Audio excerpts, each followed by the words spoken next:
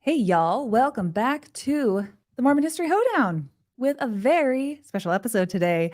My name is Carah Burrell. Sometimes I go by NuanceHoe, and sometimes I go by the beneficiary of all of Julia from Analyzing Mormonism's hard work on debunking falsehoods about Mormonism and Joseph Smith's polygamy. So I'd like to welcome to the program today, Julia. Hi.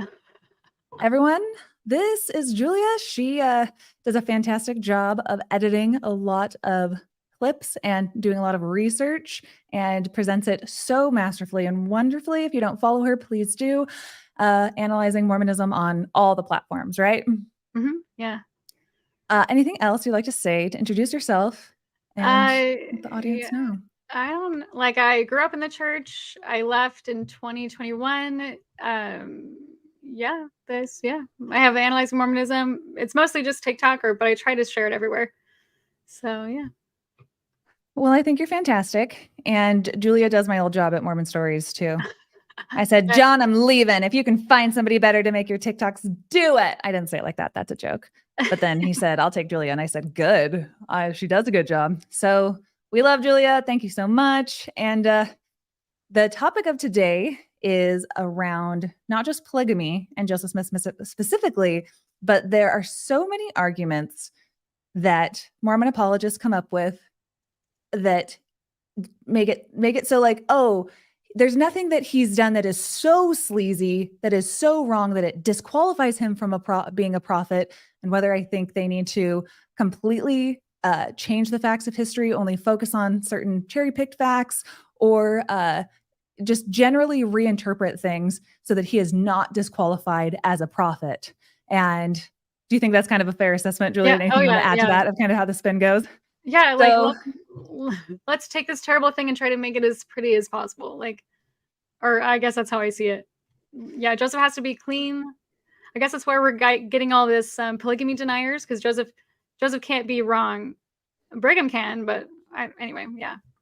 Yeah, and as Lindsay Hansen Park was just on Mormon Stories just a couple hours ago, and I was watching that, and she mentioned in that Lindsay Hansen Park, who does your polygamy podcast and the Sunstone podcast, very well acquainted with everything to do with polygamy. And like she likes to say, that the history of Mormonism is a history of polygamy. They're really intertwined. They're one and the same, because so much of early Mormonism had to do with men needing to have as many wives sealed to them as possible, that the women would be like jewels in their crowns in their kingdoms in heaven, and that being married to multiple women, being sealed in this new higher order, this new higher law, is the way that you obtain your actual salvation. So that is what Mormon apologists like to say. Well, that's what was understood for the time, but it was only after the first manifesto, the second manifesto, where the US government was putting so much pressure on the Mormon church that if they wanted to become a US state and be fully welcomed into the United States of America, they were going to have to negotiate their doctrines around polygamy. But I would still say that, like Lindsay Hansen Park likes to say, the Mormonism is a history of polygamy. And as she just said in the Mormon Stories earlier today, that a lot of people go through seminary their whole life.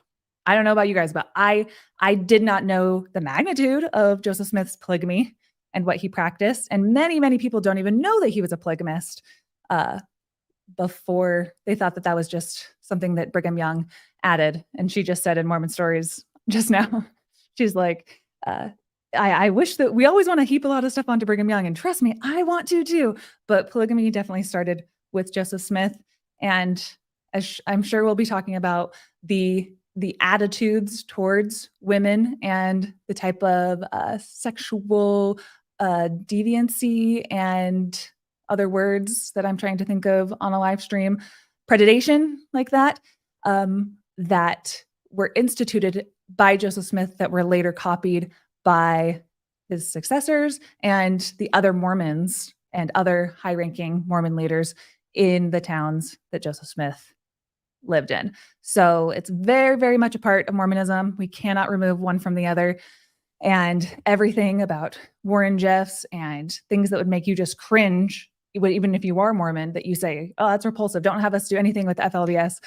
Those are things that were doctrines and policies and practices, those were all laid in to the foundation of Mormonism from the beginning. And if we want to attack the problems, the ghosts of eternal polygamy, if you will. Oh, I wish I had the book right here. Thought I did. We have to talk about Joseph's polygamy. So that is my intro. Julia, what do you have in store for us today? What are we going through? Okay, so just to get this into context, so there's a creator on TikTok, or I think she's all over the Scripture Plus app. I think her name is Jasmine. Jasmine. Okay. So she had seen Don Bradley's presentation in the Fair Conference, and it was this Don Bradley New Discoveries where you take Louisa Beeman and she was the third plural wife, and you move her down in the timeline. Anyway, so I responded to her, and I felt like I did a good job of saying that this was incorrect. And today is basically the same presentation, but just more information or better source or whatever. And then I also responded to Don Bradley directly because the conference came out last week, like on YouTube. Anyway, so I responded to him just talking about Zina because I don't see Zina's story as faith promoting at all. It's just terrible. And so I was more responding to that rather than his entire argument. So anyway, he messaged me personally and then had some gaffes about my research. So that's where this presentation is coming from, is just like responding to Don Bradley directly, I guess. So yeah. Perfect. And you have in store for us clips from his Fair LDS. It's an apologist conference. And if you don't know what an apologist is, welcome to my channel, because we love debunking them and kind of holding their arguments accountable, where a bunch of different Mormon scholars and historians come up with the best arguments they can for faith-promoting narratives about the church and whatever kind of spin sometimes that they need to do. Yeah, so Don Bradley's given this presentation 3 times now, once in the Fair Conference and on Word Radio, which I have clips from that as well that I want to share. And then there's another one called Let's Get Real with Stephen Jones. I haven't seen that one. He just did it last night. He just shared that one with me today, but I didn't have time before this presentation. So I'm assuming he's going over the same type of stuff. So yeah. Yeah, so you've prepared different clips from the Fair Mormon Conference and then also from Don Bradley being on Word Radio, right? Mm-hmm. Yeah, and same subject. Yeah. My audience just loves to get into that. All right, so without further ado, should we start the presentation? Sure, yeah. Did you have a rant or anything? I will sporadically do it throughout. Okay. Okay. Okay. Great. Yeah. Away. So, well, so who is Don Bradley? I kind of gave a little, at least why I'm doing this presentation. But if you go to the next slide, I think there's a video clip. So in his presentation, he seems to use I guess he wasn't a member of the church for a while. He was an ex-Mormon. And then I think he studied polygamy, and that's what brought him back to the church 18 years ago. But he uses that point at least 6 times in his Fair presentation. And I think he mentions it in Word Radio and then in this other one with Stephen Jones. I maybe just share the clip and then I want to talk about it. So, yep. Well into that work, when I left the church 18 years ago, I intended to write up research as a historian that would demonstrate that Joseph Smith was an opportunist.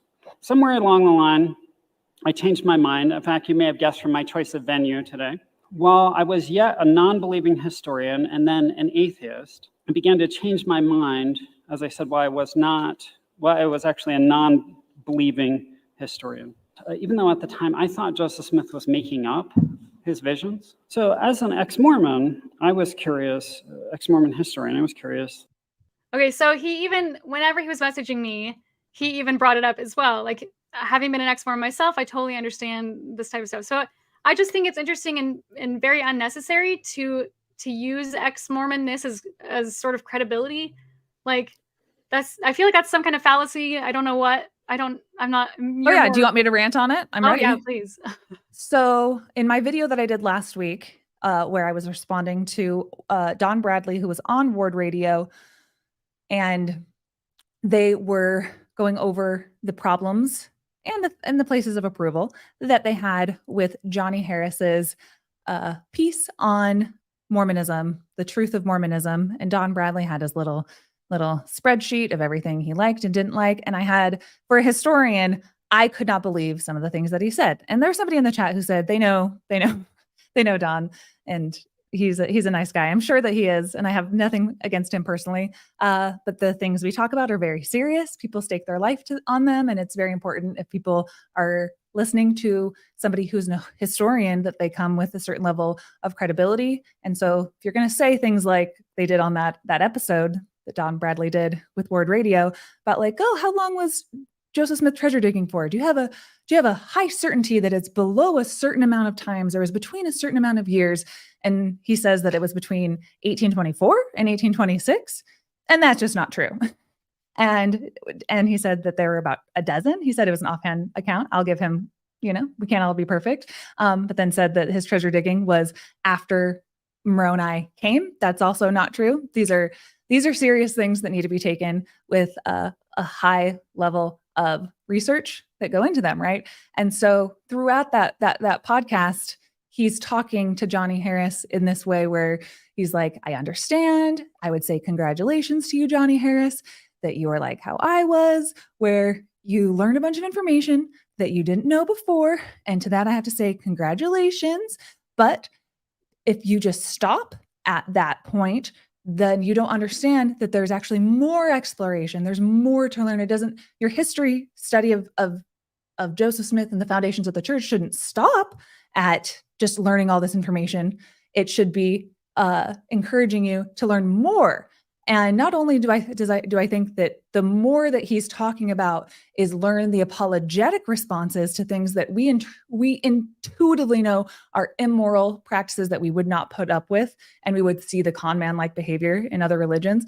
But I also think that exact thing that he said is the model of a treasure dig. That whole video I did was about treasure digging. So much of early Mormon history is about Joseph Smith telling people that believed in him, believed he had powers, that if he led them to an area to start digging, that the spirit, that's guarding this treasure, oops, you missed it, and just keep digging. But the people still believed in him when he couldn't actually come up with and have anything material to show for it. But just keep believing, just keep believing, just keep believing.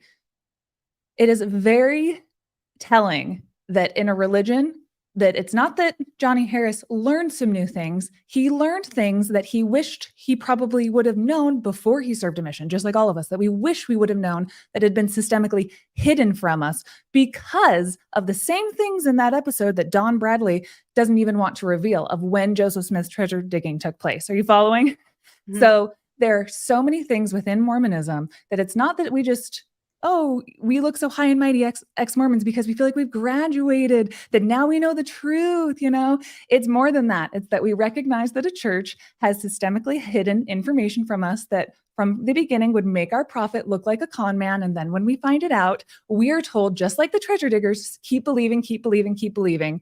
Something will manifest, something will come of this. Your salvation, you'll find out when we die, just keep enduring to the end. And that is not behavior that I would accept in any other high demand religion, and I don't accept within the Mormon context. Rant over. Yeah. So it just felt like I guess Elder Holland, when he's like, you can trust me. I've read a couple of books. I've been to a pretty good school. I don't know. I just didn't like that. Like Don, it's not necessary for you to tell everyone that you used to be an ex-Mormon.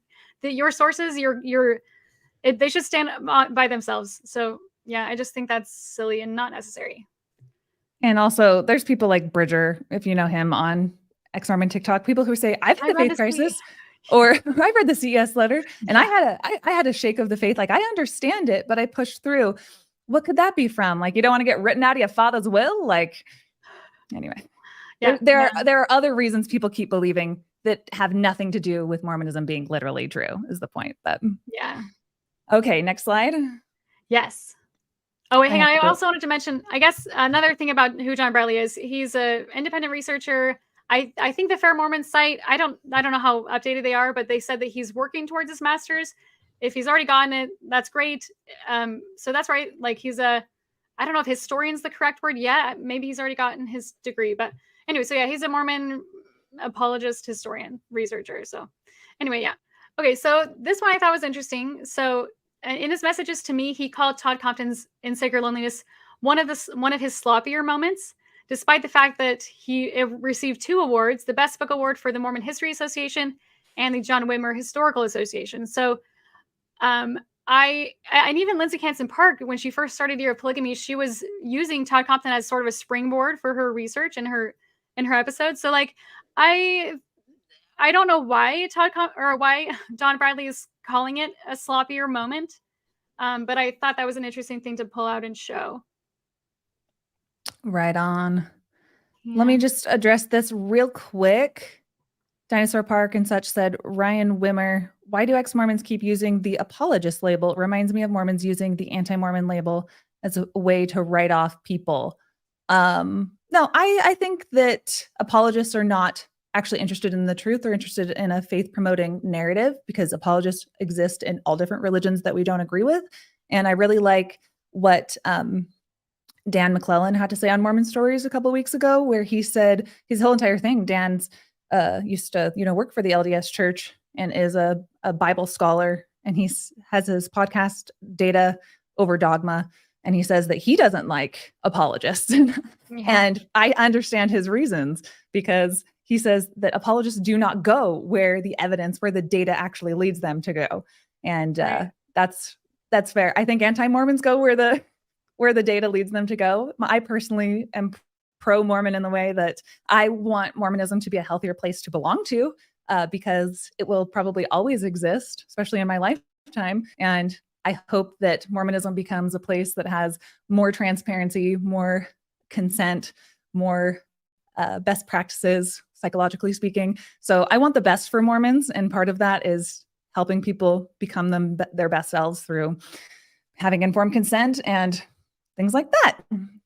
Yeah, just along that notes too. So other historians I don't call apologists, or don't think of them as apologists, like Todd Compton. He's an active member of the church. He's just trying to share all the facts.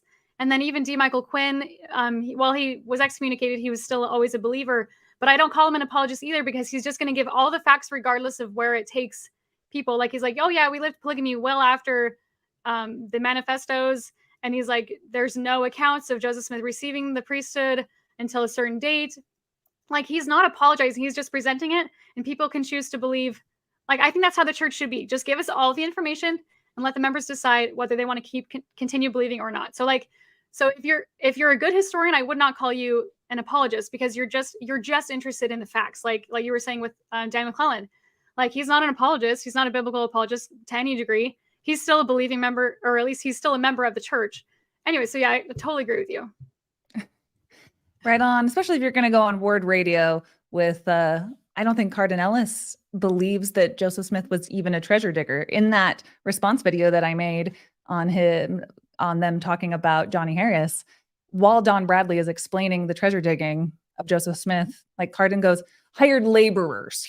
There's this narrative that he was, if Joseph was a treasure digger, he didn't do it for very long. And if he did it for very long, it wasn't his idea. And if it was his idea, he was just the hired laborer. And if he actually had the rock in the hat, then it was a preparatory gospel, Oh, it's very telling whenever the narrative of what the truth of the religion that is the one true religion of God, what it even is, needs to not be told to the membership for so long. It is very, very telling that we constantly have to be spinning things so that they're more palpable. And then at the end of the day, it still don't get that many converts. So, all right, we've said our piece on that. Anyway, all right, back at it.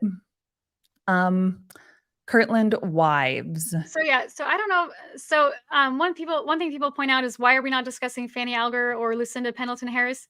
And so I think the reason, and I'm sure he'll correct me, but I think the reason he doesn't discuss them is because the new marriage system had not yet been created in Kirtland, and so Fanny and Lucinda don't seem to be worth talking about. I don't understand him. I'm just going to leave it at that. He did another episode on Word Radio all about Fanny, and to me it sounded like it's like Fanny looks like an affair, but it's totally not an affair. Again, I don't really want to speak to this because I don't know why he's leaving them out. So I'll just leave it. Okay, so this clip just kind of gives an overview. It just kind of starts off his presentation. So, yeah. All right. It has long been believed, ever since 1886, that Mormon polygamy, Nauvoo polygamy begins in a certain way. So on April 5th, 1841, Joseph Smith married his first Nauvoo wife, the young single Louisa Beeman. He would wait another 6.5 months before marrying again. That, at least, is the standard story. Okay? So this is, Joseph's reputed first Nauvoo wife. But when we look at the story, there are anomalies. Okay? So one of the things you'll notice here is, so like one of these things is not like the others, right? There are a number of women who married Joseph early on when he's starting polygamy in Nauvoo. And all these women have previously married except for one. And that's Louisa Beeman, the one who's supposedly first. So look at the time gap between these wives, right? So it turns out that for the early ones that we have definitive dates, it's just a matter of weeks usually, or maybe a month between marriages. But between the one that's supposed to be the first one and the second one, there's a gap of 6.5 months. So that one is an outlier in two ways. Louisa Beeman's never married, and there's this unexpectedly large gap there. Why is it that we put things in this order? Since it's sort of anomalous, we want to ask the question, well, why do we believe this in the first place? Why do we put Louisa Beeman first? Well, the person who performed the marriage, Joseph B. Noble, was a brother-in-law of Louisa, reported in later statements that he performed Joseph Smith's marriage to her, a claim for which we find further documentation. There's no reason to doubt he performed the marriage. Okay? However, he further claimed that this was Joseph's first plural marriage, which is questionable, and that the marriage was done April 5th, 1841, which we will also question. He also, by the way, claimed to have the first child born in polygamy, and that's demonstrably not the case. That was Heber C. Kimball. So there are several reasons to question Noble's dating. Noble also claimed, I already said that one, okay. Noble was, by the admission of his descendant biographer, terrible with dates. So there you go, guys. This is the guy we're relying on for the chronology of Nauvoo polygamy, and what do we know about him? He's terrible with dates. We also know that, just to sort of confirm that he's terrible with dates, he gave his own first plural marriage happened to be on the same day that he said Joseph's was 2 years later, which would be a strange coincidence. Noble actually gives a variety of dates. So that April 5th, 1841 date is because we have that date, that became the popular date because Andrew Jensen, that happened to be the date in the affidavit that he had, but there are other affidavits, there are other statements, and they give 2 different days of the month, 2 different months, April and May, and 3 different years ranging from 1840 to 1842. In fact, the only thing these dates have in common is they're all in the spring. That detail that they're all in the spring is the card that brings the whole house down, okay? Because in the Temple Lot case, Noble was asked to testify, and he was all over the map and the dates that he gave for the marriage, but then they asked him, well, where did it occur? You don't remember when it occurred, but how about where did it occur? And he says, it was in Nauvoo, and the person says, at whose house? And he says, at mine. Well, there you go, okay? So Gary Bergera, I put Gary Bergera up here, but also I found that the descendant biographer found the same thing and says the same thing in the biography.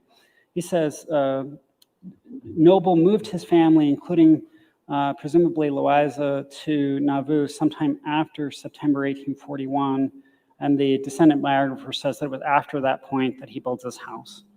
So, here it is. I did put that quote in there.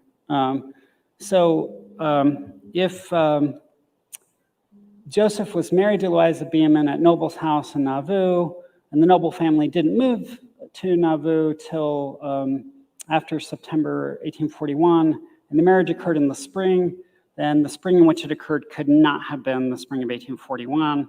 So we moved that one back to 1842, right? And that provides us with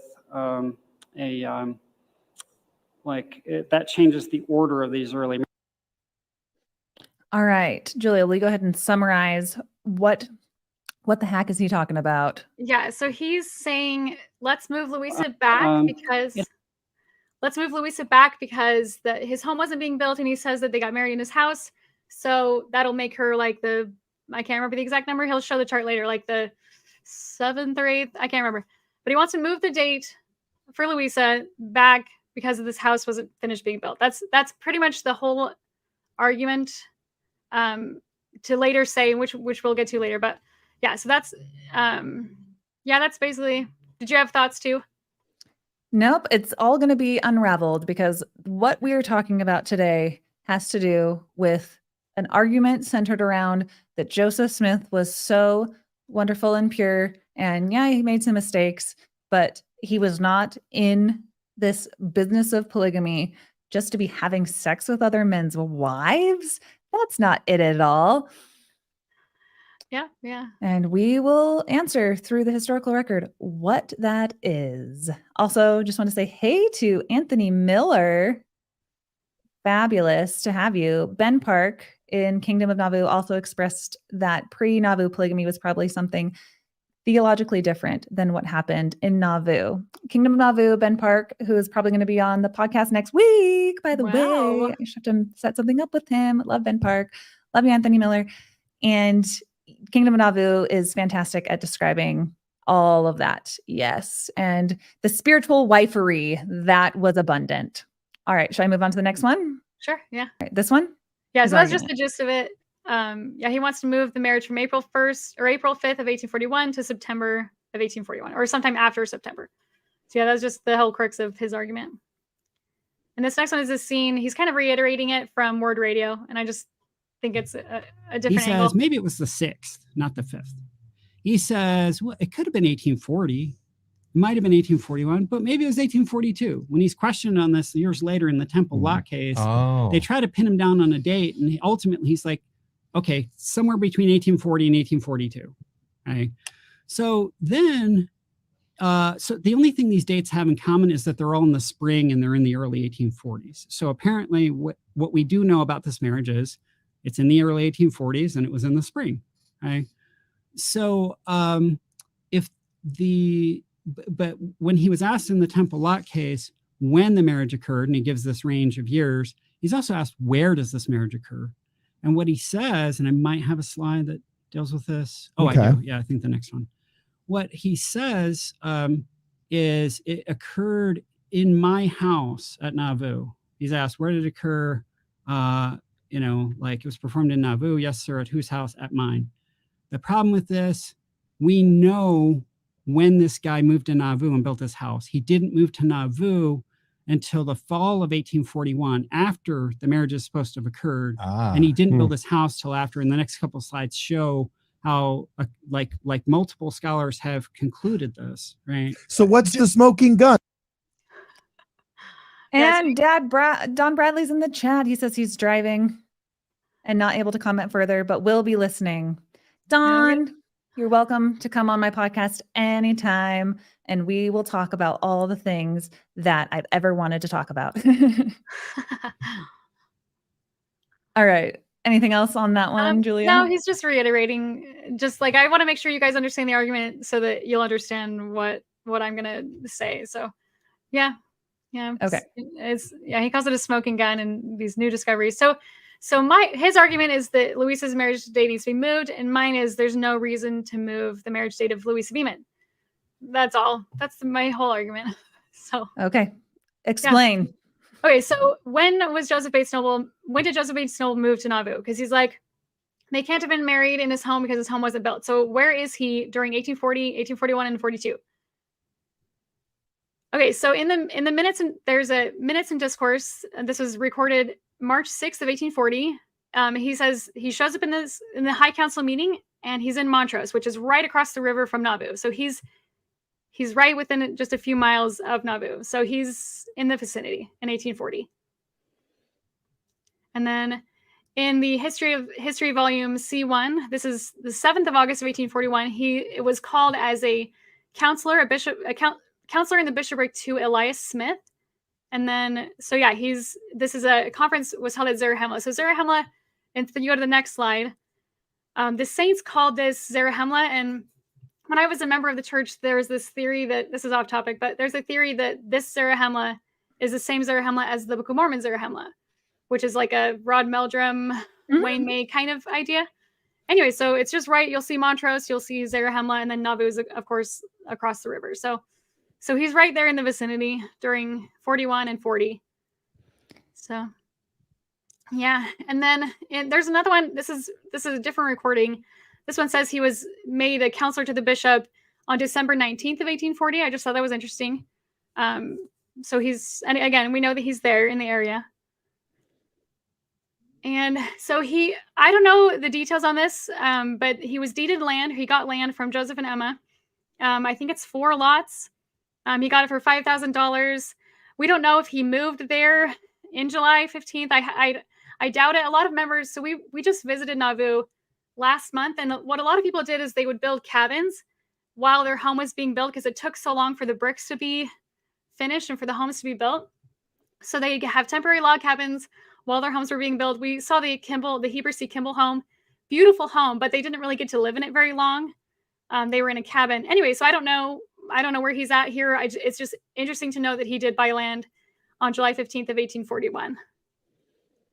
And so that places him in the place and time that it would need to be that they would have a home for Louisa to be married in. Yeah. Is there anything on this slide that you want to read off? I just also think it's interesting that the way this is kind of worded, this is off topic from anything, but it sort of sounds like a marriage where it's like to have and to hold the above described premise to the said Joseph Bates Noble, his heirs and assigns forever. It just sort of sounds like a marriage. I don't know It's why. just a land deed to Joseph Bates Noble. Yeah, or maybe marriages sound like land deed. I don't know.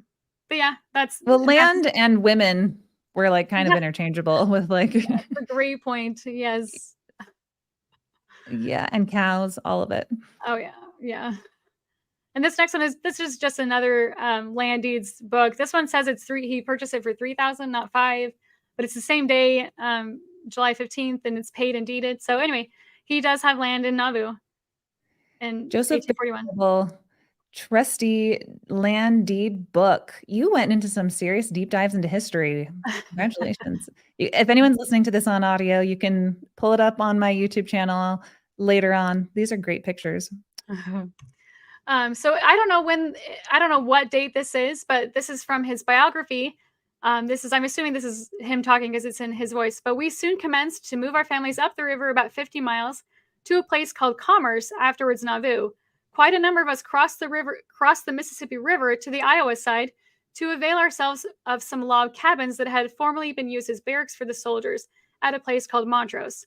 So it sounds like at some point he lived across the river in Montrose in a log cabin. So like I'm just reiterating that he is in the area in 41, 40, and 42. So yeah.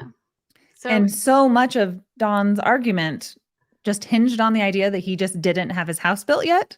Yeah. And that's where we're going to reorder the marriages of Joseph Smith's polygamous wives from, is on the idea that he didn't have a house in that area when he clearly did. And also in the other areas as well.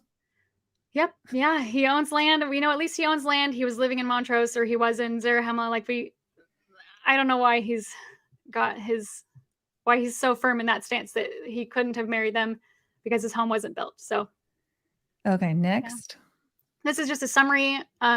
He was in Montrose as a high council meeting in 1840. Land was deeded to him in 1841. He was a counselor in Zarahemla in 1841. And at some point, I don't know when, but he lived in a log cabin in Montrose. So just reiterating that there's no reason for us to think that he wasn't in the area during the time that Louisa Beeman's marriage to Joseph would have taken place. Perfect. Okay, next. Okay, so this is another huge thing that I don't understand why John Bradley seems to be ignoring or maybe unaware of this evidence. But where did Joseph marry Louisa? So he says it's from his house, but I'm gonna show you sources that say that's not the case. So you're saying if it was at his house, that's possible. That makes sense. It's not like he didn't have a house yet, but Right. continue to take us through. And also listeners who are listening to this live feed, if you have any questions and you want us to explain something or go into more detail, we can. A lot of this podcast is going to kind of be the real history for people who kind of already know a lot of the context of what we're talking about, but please stop us if you have any questions in the chat. okay, so in the Nauvoo Expositor, William Law, he was from the first presidency, so it's sort of like if Oakes or Eyring were to speak out. Anyway, in the Nauvoo Expositor, he tells a story. He doesn't use Louisa's name, and I'm sure he's doing that to protect her. But he says he's talking about the women. He's sort of talking about trafficking and how the women are treated, and he's exposing Joseph for polygamy. He says they requested to meet Brother Joseph or some of the 12 at some insulated point, or at some particularly described place on the bank of the Mississippi, or at some room which bears upon its front positively no admittance.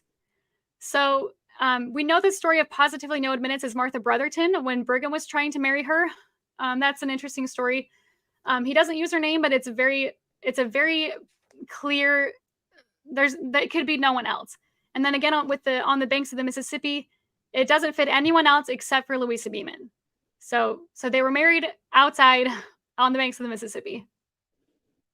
Got it. I trust your sources. And for all of you who want me to expand just a tiny bit more, yes, William Law is like the first counselor in the presidency of the LDS Church at the time. And that is like as if Oakes or Eyring or somebody that is very high ranking calls out the Mormon prophet for the immoral things that they are doing and decides to print it in a newspaper. And which after a long chain of events leads to Joseph's death after that printing press being destroyed. But yeah, it's if William Law found it to be her marriage to be so immoral in the first place that he needed to print it in the newspaper. And we're going to play little investigators here and put the pieces together. It does say that there is some conmanship afoot. All right, next slide. Yeah, I just also want to point out that's 1844. So this would be like 2 or 3 years. Well, I guess if it's 1841, then it's just three years later. So there's no reason to think he's getting faulty information. Like people can't remember where someone was married. And he's in the presidency. He knows the hip happenings of what's going on in Nauvoo. Let's be honest. Yeah. Okay. So this is Franklin D. Richards. He's one of the 12 apostles. And in his journal for 1869, so this is sometime later, 1869, he says that he's like, I think that Joseph and Louisa were married May, I think, the 5th day of 1841. And he says, during the evening under an elm tree in Nauvoo. And he's the only one that gives us this information. But he says the bride was disguised in a coat and hat. So again, they're married outside. She's got a disguise on, and if they were in the house, she wouldn't need a disguise. Anyway, so we've got 2 sources that say they're married outside. So Next. yeah. And then in the story of wife number 19, she published her book in 1876. She's Brigham Young's one of his former wives. I think she's like the 50-something wife, third. I can't remember what. Anyway. But she tells the story of Joseph Bates, or she tells the story of Joseph Smith and Louisa Beeman. She calls him Mr. Noble's sister-in-law. She calls her Mr. Noble's sister-in-law. And if you'll just skip to the next, I don't need to read the whole thing. You can read it if you want. But she says that they repaired one night to the banks of the Mississippi River, where Joseph sealed Noble to his first floor wife, and in return, Noble performed the same office for the prophet and his sister. So she is also saying they were married outside on the banks of the Mississippi. And it's interesting that she says that they were married at nighttime, the cover of night. So it's very like cloak and dagger kind of stuff, which kind of goes along with the one before where it says that she was disguised. So he's taking all the measures to have nobody know about this. But anyway, yeah, married outside.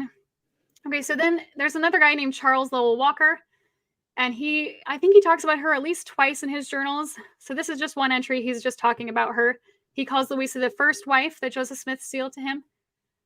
So the whole church, it seems to me that the whole church all the membership, when polygamy was open, they understood that Louisa was the first plural wife. There's no reason to think that they had thought that Zina was, which is what Don Bradley's arguing, that Zina was his first Nauvoo polygamous wife.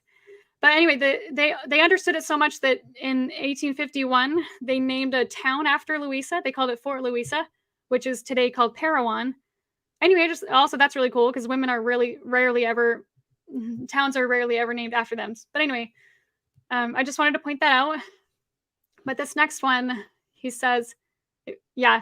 So this is a diary entry for Charles Lowell Walker on June 17th of 1883. And he says, Brother Nobles officiated in a grove near Main Street in the city of Nauvoo. So what is that? 4 accounts that they're married outside. So Don Bradley is basing his whole rearranging of the wives on a house being built when we don't need a house at all, because at least by these 4 accounts that are earlier than his saying that they were married in a house. Anyway, it doesn't make sense to me that his argument kind of falls apart, in my opinion, when you present a different location for the marriage. And who did you say again said that the marriage even took place in a house to begin with? Wasn't it?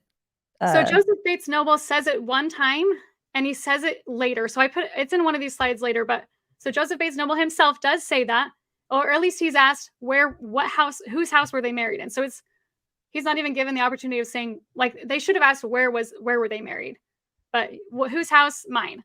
So that's coming from Joseph Bates Noble. And wasn't part of Don Bradley's point that he himself had a bad memory for times and dates? Shouldn't that be working against him? Yeah. Yep. And locations? Yep. Okay. Temple lot case. Yeah. So this is the one where he says this is 1893. So I think if I'm correct in the other one, this is the latest account that I've just listed of these testimonies of Joseph marrying Louisa. So he says, I told you it was in 1840, but I think it was a little later than that. He's doing a Q&A or cross-examination in the Temple lot case. And he says, who is doing the cross-examination? I don't know who's questioning him, but he's being questioned in the Temple lot case. I don't remember who's doing the questions, but anyway, yeah. So he's answering, and he's like, I think it's a little later. I said the other day that it was when I lived in Iowa, and then I moved from Montrose to Nauvoo in 1841. He's saying I just moved there in 1841. I lived in Iowa in 1840. Well, I said the other day that Louisa Beeman was married at my house across the river from Nauvoo in 1840. And then he says, I must have been mistaken and did not understand the question. Well, I will settle down on the date that Louisa Beeman was married 1841 or 1842. So like he's admitting that he's admitting that he has a faulty memory. He's admitting that it's probably wasn't 1841. It probably wasn't 1840. It was 1841 or 42. Excuse me. And then he also says there, I moved from Montrose to Nauvoo in 1841. So Don Bradley, anyway, yeah. So he's terrible with dates. And then it says at the bottom, Joseph Bates Noble admits that he was incorrect in saying she was married. This source sounds like he was not living in Iowa in 1841, but had already moved to Nauvoo. As Don Bradley points out, Bates was terrible with dates. Just reiterating that before we move on. All of this is very important because we're setting up for the first marriages of Joseph Smith's, and that also can tie into what Joseph Smith's polygamy was after in the end. And this is all context. Okay, continuing. Okay, so I just wanted to just showcase graph. again. Yeah. So these are all the people that gave a location for it. 12 people who talked about it didn't give a location. 4 said it was out of doors, which we just went over. And then only one of them says that it was in Joseph Bates Noble's house. So what is that? 15, 16, 17? So like 17 accounts, only one of them says that it was in his home, and then 4 give it a different location entirely. So I just wanted to show that, just to show Don Bradley's basing his information on this one source that's faulty. I love a graph. Yep. Perfect. So if anyone's listening to this on audio later, again, YouTube is where it's at. It really is just a towering 12 to 1. Okay, so this is another one about the dates. 8 of the, this is another graph, another bar chart. So 8 of them don't give a date. 2 of them, two people say that it was 1840. One person says May, they think it's May 5th, which we saw, of 1841. They're just getting it a month off. I don't think that's a huge deal. And then 5 of them say that it's May 5th of 1841. And then the one we just saw was Joseph Bates Noble, where he's like, it was 1841 or 1842. So again, just like the location is, he's basing off of one source, and the date of 1842, he's also basing off of one source, which came from Joseph Bates Noble, who doesn't have a good memory. Mm-hmm. Yeah. And can I rant for a second? Oh, please. It's been a while. So Don Bradley, you're going to be listening to this later. I'm sure at the beginning you heard how people are arguing if you are an apologist, historian, what those different terms mean. I don't think it really matters, but I'm not a historian, but I know that you want to draw from as many sources as possible as a data set. And I think that is awesome, Julia, that you have drawn from as many data sources as possible to come up with what is the most likely conclusion. And if there are so many parts of Mormon history that people want to just look at through a hole that big and just single out that one thing. And if we can just tackle that one subject of just polygamy and be able to refine the edges with just this cherry-picked information, then we're able to come up with this type of narrative that makes our fields feel good. And I, again, think it is very disheartening to hear anybody doubt the experiences of ex-Mormons, because I do not doubt the experiences of Mormons, their spiritual experiences and the ways that the church has likely helped them in their lives. But what it does come down to is the data that those spiritual experiences now get to refine those corners that we can pretend that our spiritual experiences will change the data so that we can just look at it at these small little pieces and not the entire big picture overall of what is being painted in front of us. What is this tapestry that when all of these things are weaved together, what does it tell us? So, Don, if you're listening to this later, no offense, but multiple sources. Julia, love what you're doing. Shall we continue? Yes. Okay, so yeah, this is another thing that I thought was really interesting. So Don Bradley mentioned in his presentation that Joseph Bates Noble he mentioned his misstatement concerning the first child born in polygamy. And Bradley is correct when he asserts that the first child was actually born to Heber C. Kimball in 1842. And the child's name was, if I say it right, Adelbert Kimball. And he was born to Heber and Sarah Peak Moon. And I looked around and I found that on BYU's Nauvoo Community Project, Adelbert was born in October of 1842. So this boy would have to have been conceived, or Adelbert would have to have been conceived in January or February of 1842, depending on when in October he was born. So I don't know. So, but hang on. So my question is, Joseph was unwilling to have sex with his polygamous wives, but other men had sex with theirs? Because I feel like that's to me, what I'm seeing is Don Bradley is saying Joseph's only marrying already married pregnant women so that he doesn't have sex with them. But Sarah Peak Moon was a single woman. Heber's having sex with her. Louisa Beeman was a single woman. Why are we trying to make it so Joseph doesn't have sex with her when these other polygamous men are having sex with their wives? Like I don't understand. Is it just because we need to make Joseph he's the prophet and we have to hold him up to a different standard? Anyway, I just wanted to point that out. Yeah, so much of the Mormon spin and apologetics is like, okay, Joseph didn't practice polygamy. Okay, he did practice it, but he only practiced it in this one certain very specific ordained of God way. Okay, maybe he didn't, but if he did it, he's a fallible human and he made a couple mistakes. You even have apologists like Patrick, what's his name? Mason? Patrick Mason on Mormon Stories a couple months ago, who said Joseph's polygamy looked a lot like sin. So you put all of these things together and it kind of paints this picture that that faithful Mormons want to admit the least amount of fault possible in Joseph Smith's practice of polygamy. And I'm going to get ranty. Hold on. I want to go full screen for this one. Ready? Hear me when I say this. Mormonism has a ghost of eternal polygamy. I did an entire episode with Chelsea Homer on it. Mormonism's foundation and history has so much baked in problems with sexism and racism and a lot of other things. But if we cannot address seriously what system, what problems, what sexual predatory behaviors that the prophet you can still believe is the most fallible of fallible men ever, and God still called him. But if we can't be honest and accurate about the system that he set up because we want to blame other people, it doesn't make anything about Mormonism healthier. It makes Mormonism a faith with a faith promoting narrative that is untrue, all for people to be conditioned to believe in it, regardless of how it is harming people with its sexism and with the problems that come from the roots of polygamy. So it really irks me the ways that polygamy is talked about, and Joseph's polygamy, because it does nothing to help Mormons. It does everything to do faith promoting narratives. Now, you can do faith promoting narratives all day, and I wouldn't have a problem with a lot of it.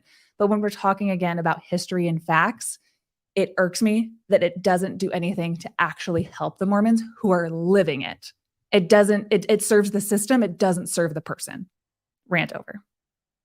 Yeah, like I like that you mentioned Patrick Mason, because like he thinks that Joseph Smith was a prophet of God, like he 100%. But he also says, concerning polygamy, he says, it's like putting lipstick. I won't put lipstick on a pig. Like he's like, this is bad. And yeah, so I wish that members would acknowledge all the history, all the historical data, and say, if they want to, say, this looks really bad and this is bad. However, I still believe that Joseph was a prophet. We don't have to skirt around and try to make him something that he wasn't, or make the data, or ignore data, or make it fit what we want it to say. Just accept it and then continue belief if you so desire. Because Carolyn Pearson, who wrote Ghost of Eternal Polygamy, I mean, she was a faithful Mormon, still is a faithful Mormon, I guess. And she understands the seriousness that these topics need to be approached with because of the ramifications that come out of these doctrines. And so this is not just a game. This has real implications in people's lives today in 2023, the practices of Joseph Smith and how he set things up. So okay, so yeah, this next clip I think is just Dawn talking about rearranging the wives. Okay, so yeah, this one is just another reiteration of him giving the date of April 5th. So that's just solidly, that's where everyone's been placing her. Just April 5th, because that's the one that's been said the most. So there's no reason for us to think that it was not April 5th of 1841. So here's the traditional order of Joseph Smith's Nauvoo wives, Eliza Beeman first. Here's the corrected order when we move Eliza Beeman down to the spring of 1842. The first one then becomes, the one who was second on the list is actually first. Now this takes care of the anomalies that we saw earlier. So instead of him starting out with, single, then, women who've already married, women who are already married, and so on, and then going back to marrying single women, he starts out just with marrying women who are already married, and then he shifts later to marrying just single women. And Eliza is one of those later ones. Also, you'll see, excuse me, there are no big gaps anymore, right, between the marriage dates. So it eliminates the gaps. And the other anomaly. So yeah, he's just rearranging the women. He's putting her down as the 8th Nauvoo wife or the 10th one total. I actually don't know why, but he keeps saying, he seems to think that there's a problem that there's a 6-month gap between Louisa and Zina. He doesn't explain why that's a problem or why that needs to be eliminated. I don't understand that, but yeah, he's just moving Louisa down because of this home. He's moving her down on the list to show that Joseph was only marrying already married pregnant women. Like that's just so much better. So the argument goes like that people didn't have sex with pregnant women in the days. Yeah. Oh yeah. I pulled those clips out. Yeah. Okay. And Yeah. is there actually like legitimate evidence? Does everybody who ever like announced back in the olden days that like, hey, my wife's pregnant or whatever, and everyone goes, "Aw, sorry, you won't be having sex for 6 months." Did they all do that? Like, was that like totally standard?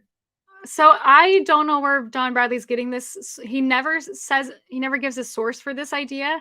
I've tried looking twice, and today I found a story. So, so Queen Victoria was contemporary here, and I was just reading up on her to see if like there wasn't any information, but she had 9 kids, and if they counted up all how much time she was pregnant if you put them all together for 6 years. And so like if that's the case, if people can't have sex during their pregnancy, then poor Albert didn't have sex with her for 6 years. Like there's nothing, I couldn't find anything that says that you should not have sex with your pregnant wives. And so that's another, he's basing his argument off of those 2 things, Joseph Bates Noble's house and this idea that men didn't have sex with pregnant women or their pregnant wives. So like, and this one's not true. This one I can't find sources for. And again, if he did find a source from an 1840, some kind of book, that doesn't mean that Joseph Smith held himself to that standard. Like he's already breaking a lot of rules, or like even marrying other men's wives in general. Yeah. So there's no reason for us to think that he would hold himself to that standard. So like, I'm confused where is Don Bradley basing all of this, basing that information? Yeah, especially when the biblical standard is kind of like you send your women out to go live in a tent out in the woods when they're menstruating. I understand that. Yeah. So you're losing at least 5 days a month from that alone. That's the biblical standard. And if Joseph said that he adhered to that, I would understand. Right. But I don't know if there's a biblical standard that you can't have sex with a pregnant woman. I tried looking at, I only found this stuff about menstruation, so I have no idea. And then when Joseph was writing D&C, and it specifically says that we are instituting polygamy, God's like, polygamy is here, but don't forget law of Sarah, that this is to multiply and replenish the earth. But Joseph goes ahead and breaks that on every single occasion that he can. So he's not only not having sex for the purposes of replenishing the earth, he's not having sex for the purposes of having a lot of children. And in the doing of that with several of the women, he is bearing pregnant women and then stealing that child that doesn't biologically even belong to Joseph to himself, so that when Joseph's up in heaven, he will have his 30 wives and children who genetically didn't even belong to them. And then poor Henry, poor other guys are just, they're out on their asses. Yeah. So him marrying, and we'll get to this later, but him marrying other men's wives is stealing the woman and the children that she had with her legal husband. He's just taking them away in the eternity. So like, I also don't understand why John is trying to make that, even if he didn't have sex with any of his already married wives, it's still, I still don't like it. It's still gross. And can we all, before we started, Julia said that she's like, I hope this goes okay because I don't like confrontation. And I said, I'll do all the confrontation for you because I have so much fun. So let's welcome Jonah Barnes into the chat. Jonah, say as many things as you want, because on my channel, I am here to display the awesome hot takes of Mormon apologists and people trying to do faith promoting spins from the LDS Church. So if you want to say just about anything that you can. I noticed your comment earlier and I have to also pull it up, but I can't find it right now. But say anything that you want. Tell us what the Mormon male opinion is, and I will definitely throw it on screen. From one video that I had, I looked him up. Jonah Barnes is on my channel a lot. On one video that I had that was called, I've been too nice Mormons, now it's gloves off. It's a really popular video. I really liked it a lot. And he said, don't do drugs, kids. Exhibit A. What a psycho. So that's about the level of discourse that Jonah's willing to engage in. And but to contrast that with a gentleman Gerardo Samano is also in the chat from Mormon Stories. Oh. Hey, bud. And he said, look what I found, quote, however, at the time, women did not have the right to refuse sex with their husbands, and the culture dictated that they always be sexually available to them. I read that too, Gerardo. That's a really good point. Women, so this might even be the opposite of what John Bradley's trying to say. Women couldn't, as the legal wife or as a wife in general, the women could not refuse sex with their husband. So like, they just always had to be available. And I still feel like that's sort of pressured on women today, just in general, in and out of the church. But yeah, so that's a really good point. Yeah. And before we move on, are we making the argument, even if Dawn's right, I just don't like it, it feels icky, breathtaking analysis? Is that what we're saying? Does anyone get that from us? That we haven't said that even if Dawn's right. We're saying that Dawn is very much wrong and has a tiny, unreliable sample that he's taking from to reorder the wives of Joseph Smith and doing it for a faith-promoting narrative. And that faith-promoting narrative has caused a lot of harm and a lot of sexual deviancy and sexual predation that is still alive and well in the church right now. And if that doesn't make you feel icky, then fuck off. Okay, continue. So I might have It's my said that. podcast. I get to say whatever I want. So if I said that, I totally don't think Don is right. He thinks he's right. His listeners might think he's right. I still don't understand why he thinks this is okay. This is still icky. But anyway, yeah, we can go to the You next. should feel ick. You should feel a lot of ick. Yeah. Because the evidence supports the ick. I don't like ick, but if the evidence supports the ick, I'll feel it. That's how I would put it. So. And also, thank you, Victoria, for the $20 super chat. Woo-hoo. If anyone else wants to donate, this is a nonprofit, but that is not tax deductible. But anything with the links below to my donor box and my Venmo are tax deductible because I run a nonprofit now, the NuanceHoe Foundation. Thank you for funding this podcast so I can tell more people like Jonah to fuck off. Okay, let's get back into it. So, well, it's not necessarily clear from this immediately, like what Joseph's motive was. It becomes clearer maybe what Joseph's primary motive wasn't. Sex. So not only would Zina have been awkwardly pregnant at the time of the marriage, medical advice of the day advised against sex during pregnancy, warning that it could be harmful to the unborn child.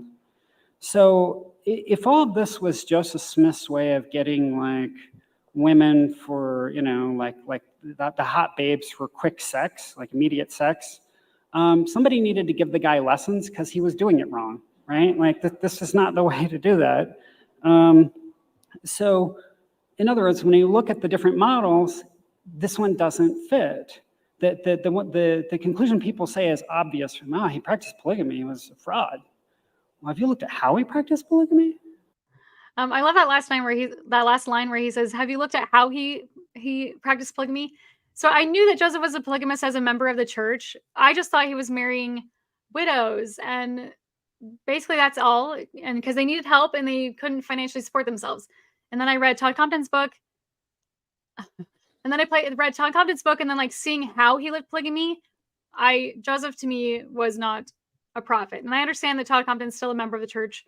So people land on different areas, whether they think Joseph's still a prophet, or even Patrick Mason, or whether they stop believing. And for me, I stopped believing because of how he was living polygamy. Precisely. I also wanted to read Philip's comment that said, there's not context where homophobia isn't harmful. So there are definitely systems at play within Mormon culture and doctrine that keep people in certain confinements and boxes. And anyone wants to go watch my other video about why I left the Mormon church. I didn't leave the Mormon church because I discovered any of the stuff around polygamy or, you know, reading the CS letter or anything. I knew intuitively that the highest human flourishing cannot exist within this box that tells people that you can only love people of the opposite sex, and tells women that their place in heaven will be so much greater if they are a polygamist wife, even if that doctrine had to be abandoned, the fact that that's how it started. So there's just certain confinements and places that all of Mormonism from a systemic level is trying to put people in because they think it's for that person's good, for their salvation, because somebody out of your house, out of your body knows better than you are, and you give that autonomy, you give that authority away to somebody else, usually a man, almost statistically always a man. And I don't believe that the 8 billion people of planet Earth right now are able to flourish within that system. So if you want to talk the biggest of biggest contexts, there are practices within Mormonism where we don't need to know if Joseph Smith had sex with every single wife, but we do need to know that telling women that their salvation is tied to their sexuality, to them being available to have sex with their husbands, to them being a plural wife, and that the afterlife is going to be miserable for them. And if they do not have their families with them, they will be taken away if they don't enter into these types of things. Everything in the entire world always comes back down to people being confined to their roles because somebody else told them that's what it has to be. That's Mormonism to me, and it's something that I reject. Okay, yeah, so that's, again, we've already discussed this, but he doesn't give a source in any of his presentations that I've seen. He does not give a source for this idea that women did not have sex with, or men did not have sex with their pregnant wives. There's nothing. Where are you getting that, Dawn? I have no idea. So, Especially if they're married and they yeah, back-to-back pregnancies. yeah, like you're never having sex with your wife. Have you like- not heard of, like, you know, there's other positions besides just like missionary with a hole in the sheet? Like, yeah, there's some that would kill the babies, I understand, but look up a physician's book and you'll understand that it's possible. Okay, so he, there's the question is, why is Joseph marrying already married pregnant women? And this next clip is him talking about this. So the rearranging of the wives, like I said, puts the married and pregnant women on the top of, or the beginning of his plural marriage in Nauvoo. So it's as if he wants to marry women who are as close as possible to giving birth. Why? So a sensible reason to infer from this, at least a strong possibility, is that it's actually he wants to have children born soon into these marriages. He effectively wants to adopt the children. Right? So Joseph, Revelation has promised him lineal priesthood and lineal blessings that would be passed on to his children. So, you know, of course, he could just have more biological children in his polygamy, right? So why is he trying to adopt? Well, this is not the only possible reason, but certainly, again, one possibility would be that he's actually trying to live polygamy and raise up seed through polygamy without having to have sex with women other than Emma. So Not a good argument. That would certainly be sort of adopting these women's children would certainly be one way to do this. So although it's seen as obvious that Joseph institutes Nauvoo polygamy in order to have sex with many women, his behavior at the outset refutes this and would better be explained by an attempt to avoid the very sex that was the supposed motive for the polygamy. Again, Whoa. yeah. What were you thinking? Oh, so many things. So, well, it seems obvious that he wanted to set up polygamy so that he could have sex with these women. Why is it obvious, Dawn? Tell me. Why is it obvious? Is it because all the other cult leaders, that's what they do? Is it because that is kind of the very unique marking factor of somebody who is kind of a cult leader, is that they need to have sex with their followers' wives and their followers' children? And there are so many historical accounts of people, I can't remember his name off the top of my head right now, but saying that Joseph Smith told me that if you come and say, I need your wife, you should say to him, I wish I had more to give you, but I only have one. If Joseph Smith comes to you and says, I need your money, then you say, here's all I have. I wish I had more to give you. The type of prophet that Joseph Smith was is the type where he would do these Abrahamic tests to his followers and say, hey, Heber C. Kimball, I need your wife. And he says, please don't make me. And he says, okay, whatever. All right. And then Kimball thinks it over. It's Kimball, right? I'm not getting that wrong, right? No, it's Kimball and John Taylor, I think. I think it's And two. John- Yeah, I think it's two I'm of pretty them. sure it was all 12 of the apostles. I don't have it in front of me right now, but I've made other videos on this. Trust me, I have it sourced. But anyway, and Kimball spends this whole night crying over it and praying over his beloved wife that he doesn't want to give it to Joseph Smith. And then he finally goes to him and says, okay, I'll give you my wife and stuff. And then Joseph Smith's like, okay, that was actually a test. You passed. I will seal the both of you, husband and wife, together right now. And they're like, yay. And then he's like, but I can't leave without one of the Kimball girls. The Kimball girls are hot. And that's where Helen Mar Kimball comes into play. One of Joseph Smith's very youngest wives. So we're talking about a atmosphere right now where Joseph's authority to be able to take and do whatever he wants, have people cover for him, have people lie for him, think that whatever he's doing must be of God, to follow in his footsteps. This entire atmosphere is very much related to Joseph and his authority, that he gets to do whatever he wants to do. So you add in so many things like the happiness letter and Joseph Smith saying that, what looks wrong in one context, actually God thinks is right in another. And he desires for us to have joy. And what would make me really joyful right now, baby doll, is getting busy with you. We have, again, the historical documents, these affidavits from In Sacred Loneliness from Todd Compton, that these women are saying, yes, I did indeed have intimate sexual relationships with Joseph Smith. So there's a bounty of evidence that Joseph Smith got what he wanted. So it's funny that Don Bradley is like, it seems obvious that he only wanted sex out of this. Why would he marry pregnant women then? Well, it seemed like he was doing that for the opposite reason. No, it seems like he was doing whatever he wanted and he made up the rules as he went. Yeah. Again, rant over. Also, I think it's interesting because Presendia, he lists Presendia as possibly pregnant. I don't think the historical record says whether she's pregnant or not. And then Agnes Coolbrith was widowed, so I think it was 2 months later that Joseph proposed to her or married her. There's no indication that she was pregnant. So not all these women were pregnant. Anyway, just thought that was an interesting thing that he asserts. And again, the polygamy is one thing within Mormonism, but the polyandry that this is discussing is a whole other word and a whole other problem with the doctrines that Joseph Smith supposedly set up. Everything about what Joseph Smith set up, as he said, was revealed to him by God.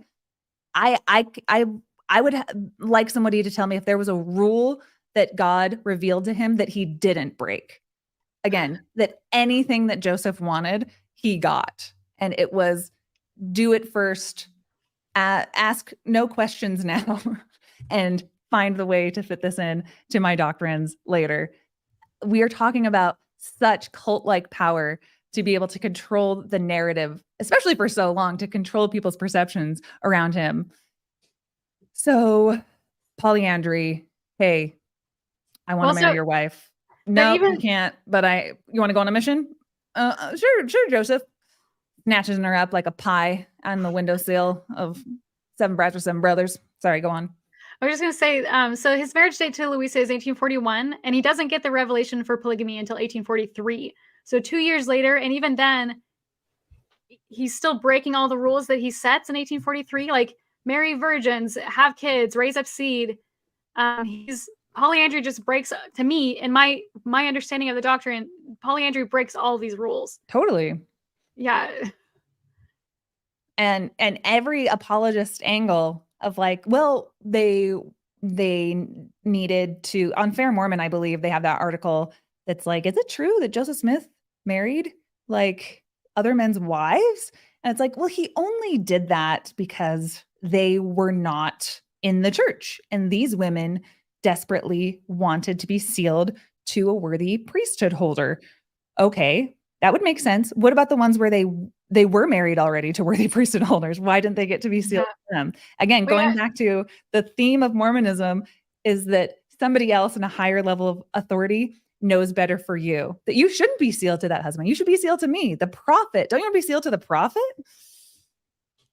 Well, I was gonna say that I also take issue with the he's marrying these women because their husbands aren't members.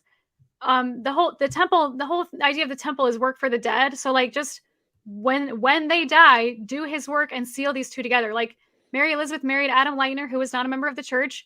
Wait till Adam's dead, like we do today, Right. and get them sealed in the temple. Like there's no reason for Joseph to be marrying other men's wives. Yeah. And I've listened to other apologists before, and they say they have a special wording where they say that it was understood at that time. The understanding at that time was that you had to be sealed to more than one wife in this lifetime to gain exaltation. Have you heard that too? In our life. In this know that- life to gain exaltation. That was the teaching in Joseph's day. Oh, I've heard that with Brigham, where he says that I didn't know it had to be in this lifetime, but Brigham thought less of people if they had less than 4 wives. He's like, your salvation won't be as great.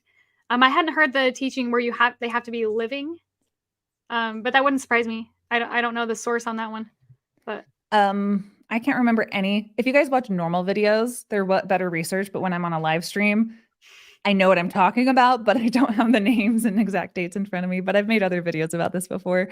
He's the one. He's like a BYU professor, and that was his wording that he used. I made another video on it where he talks about how nothing that Joseph Smith did would disqualify him as a prophet. So again, Don Bradley, listening to this later, obviously was a person who left the church, who's something about Joseph Smith polygamy brought him back into it because a realization came about that nothing about Joseph Smith's polygamy was so sleazy that it disqualified him as a prophet, all under the context that people are just like, they need to snatch up wives. Like in this lifetime, they need to have, as a man can only gain his exaltation if he has as many women sealed to him as possible, at least 2.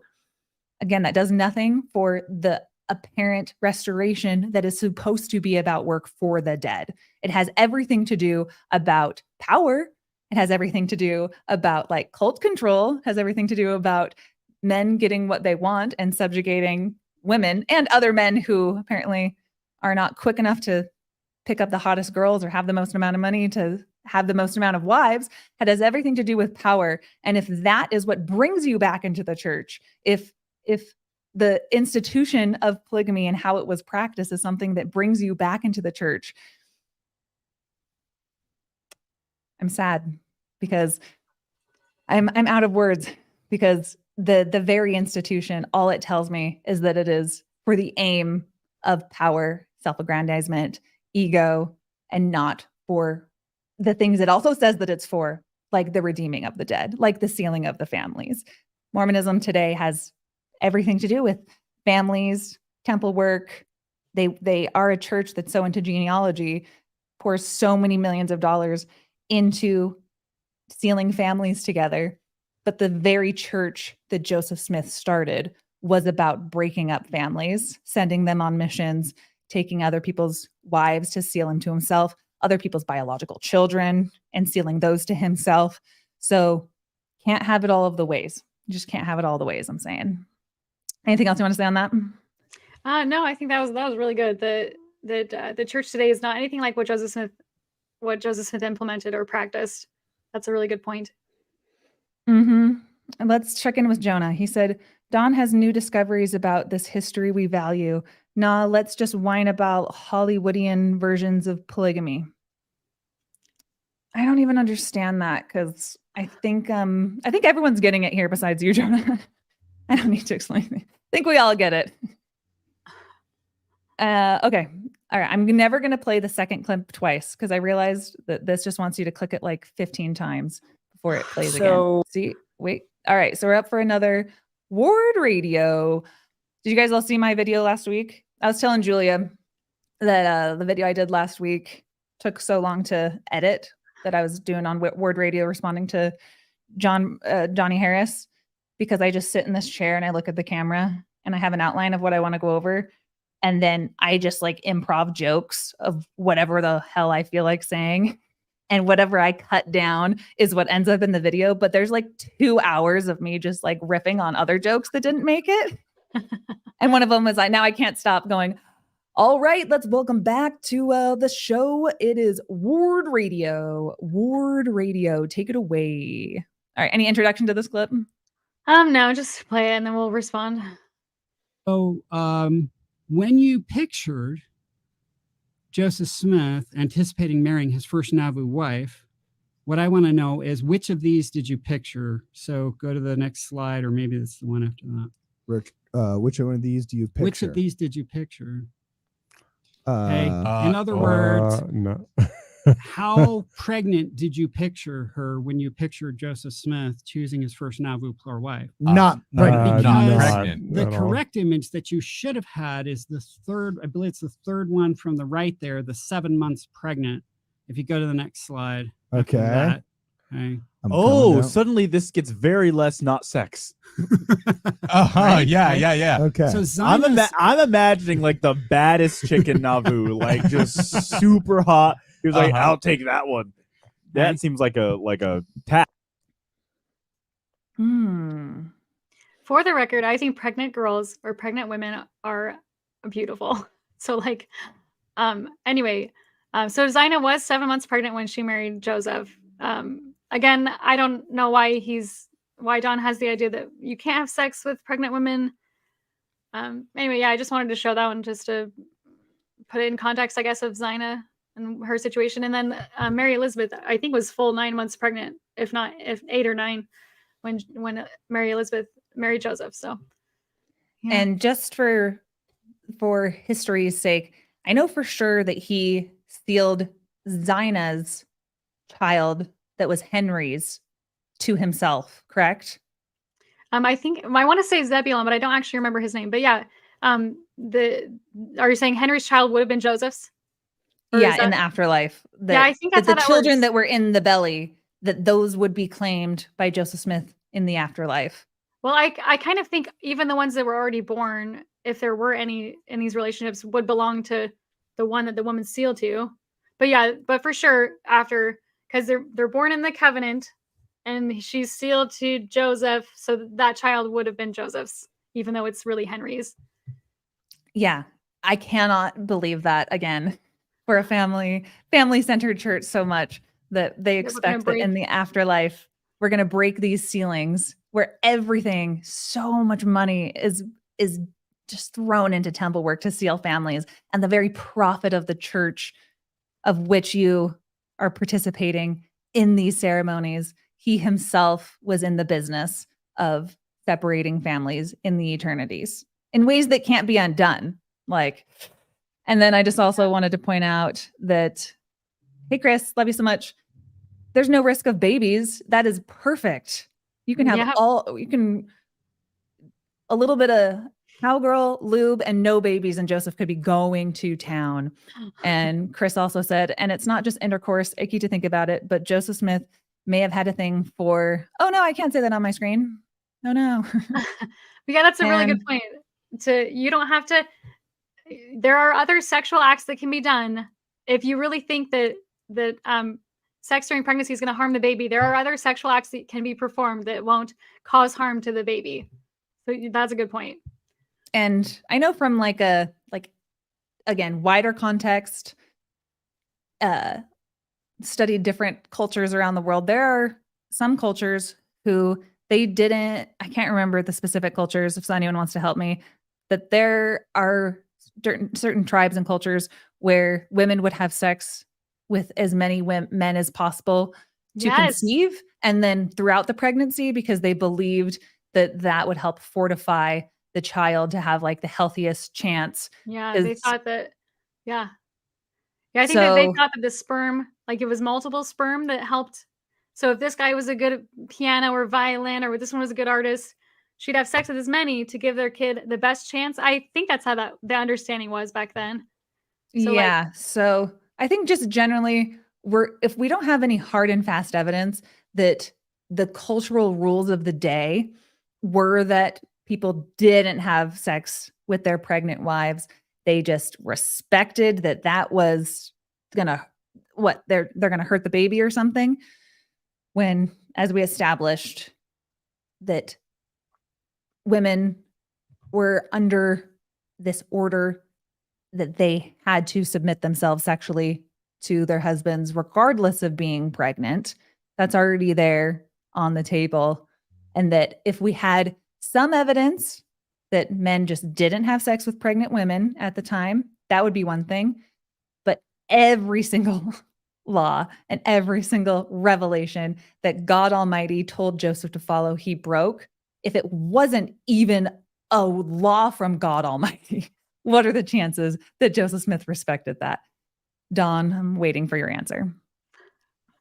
And we love in the NuanceHoe comment section people sharing Aw. spicy deets. So yeah, have you ever heard of hormones too? So Yeah. maybe the women were having plenty of sex with their already established husbands, and Joseph Smith's coming in. He's like, I've heard the bed creaking a mile away. Get me some of that action. That's not out of the realm of possibility. All right, Oh, yeah, Sylvia that's good. Sessions, tell me about her. Okay, so Sylvia Sessions was married to a man named Windsor Lyon. Well, I got to go to their little shop, their drugstore in Nauvoo. But anyway, so she had 4 children. The first 3 died really young, I think even in their infancy, if not in their childhood years. But one of them survived. And I know this isn't the story. She wasn't pregnant when Joseph married her. However, one of her children she thought came from Joseph. She thought that Joseph fathered her. So she named her Josephine. And then just before she passed away, she confessed to Josephine that you're the daughter of Joseph Smith. Except for DNA evidence tells us today that she is actually Windsor's daughter.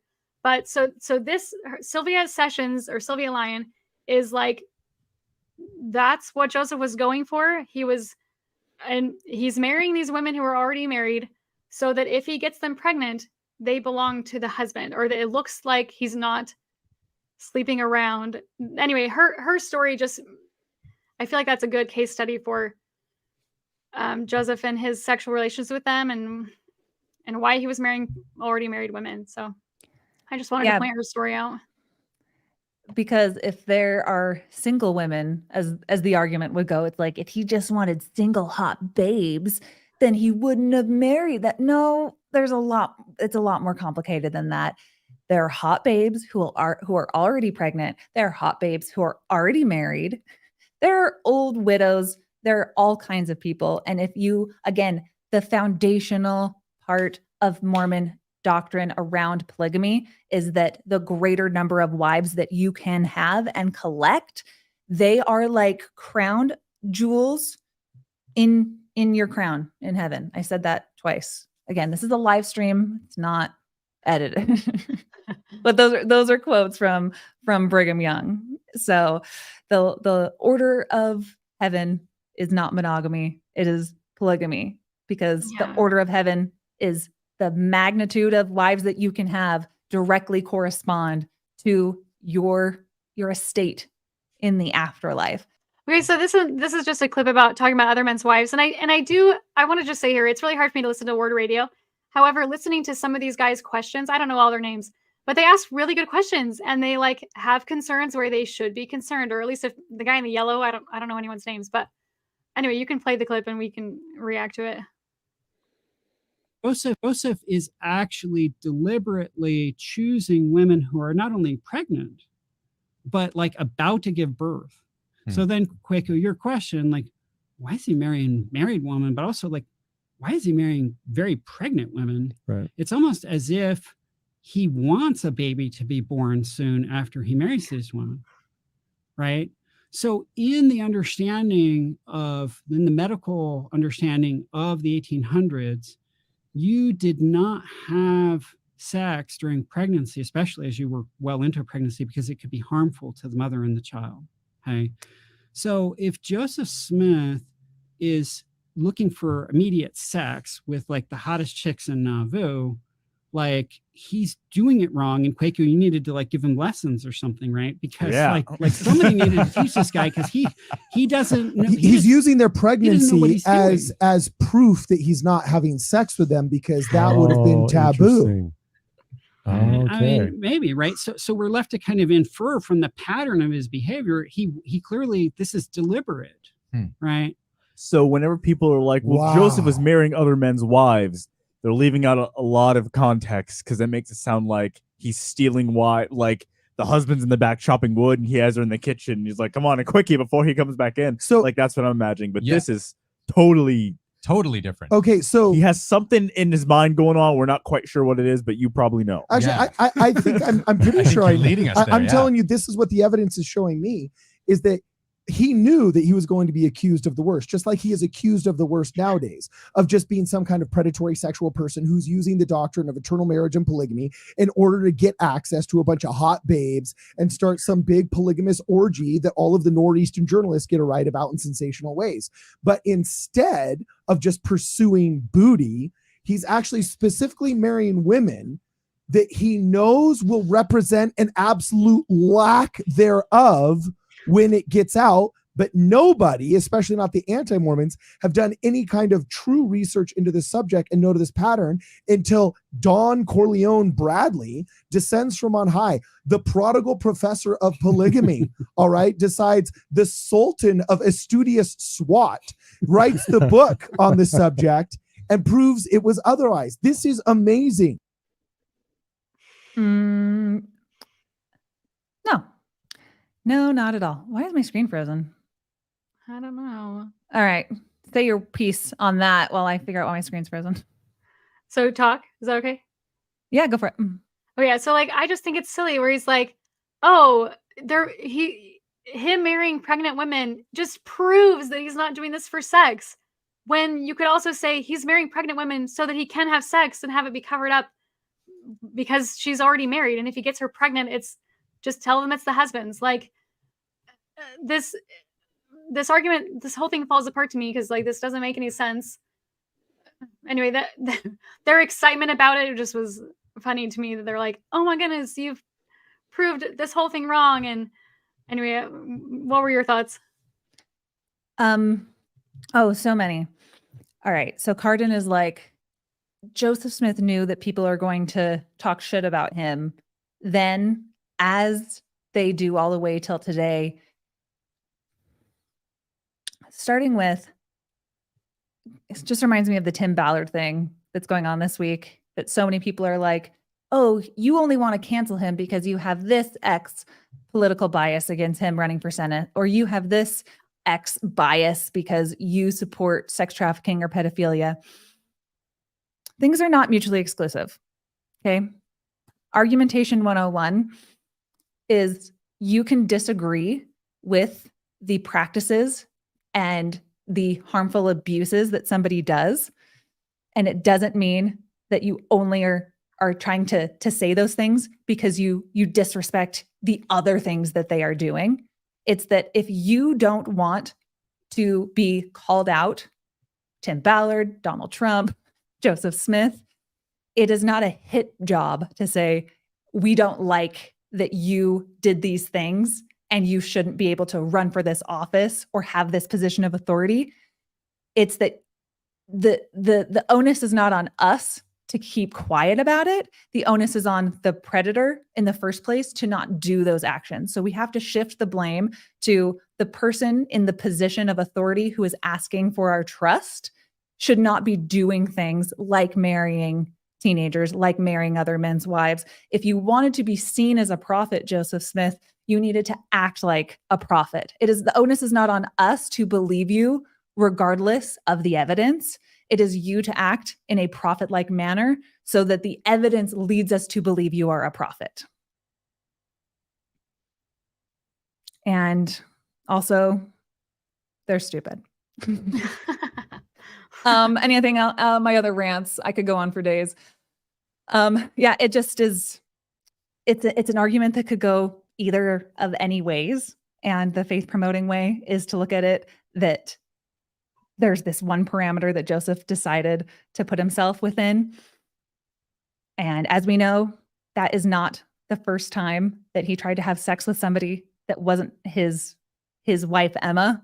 So time and time again throughout Joseph's lifetime, from whatever, if I gave the most charitable spin to the apologist narratives about Fanny Alger, with Joseph Smith sleeping with his 15, 16-year-old live-in servant, adopted daughter type person in the barn, and his right-hand man, scribe to the Book of Mormon, co-president of the church, Oliver Cowdery, calling it a dirty, nasty, filthy affair when he was writing a letter to his brother. Even if you wanted to dismiss all of that evidence, there is a pattern of behavior regardless. And again, Mormon apologetics, the only tool that they have is to make you look through things through a little lens that big, look at just one tiny puzzle piece, smooth the edges. But if we're looking at a pattern of behavior, it is clear that Joseph expected, because he had this presumed connection with God, with the divine, starting with his treasure digging days, this reputation that he has built up, that he has this special authority, this special mantle from God.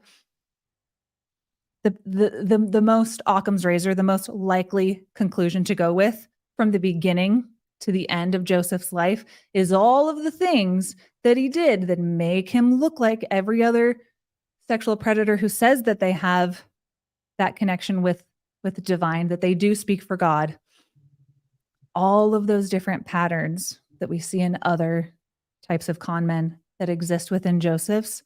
If we are talking about a God who loves us so much, what are we talking about? What are we talking about, Mormons? We're talking about a God who loves us so much.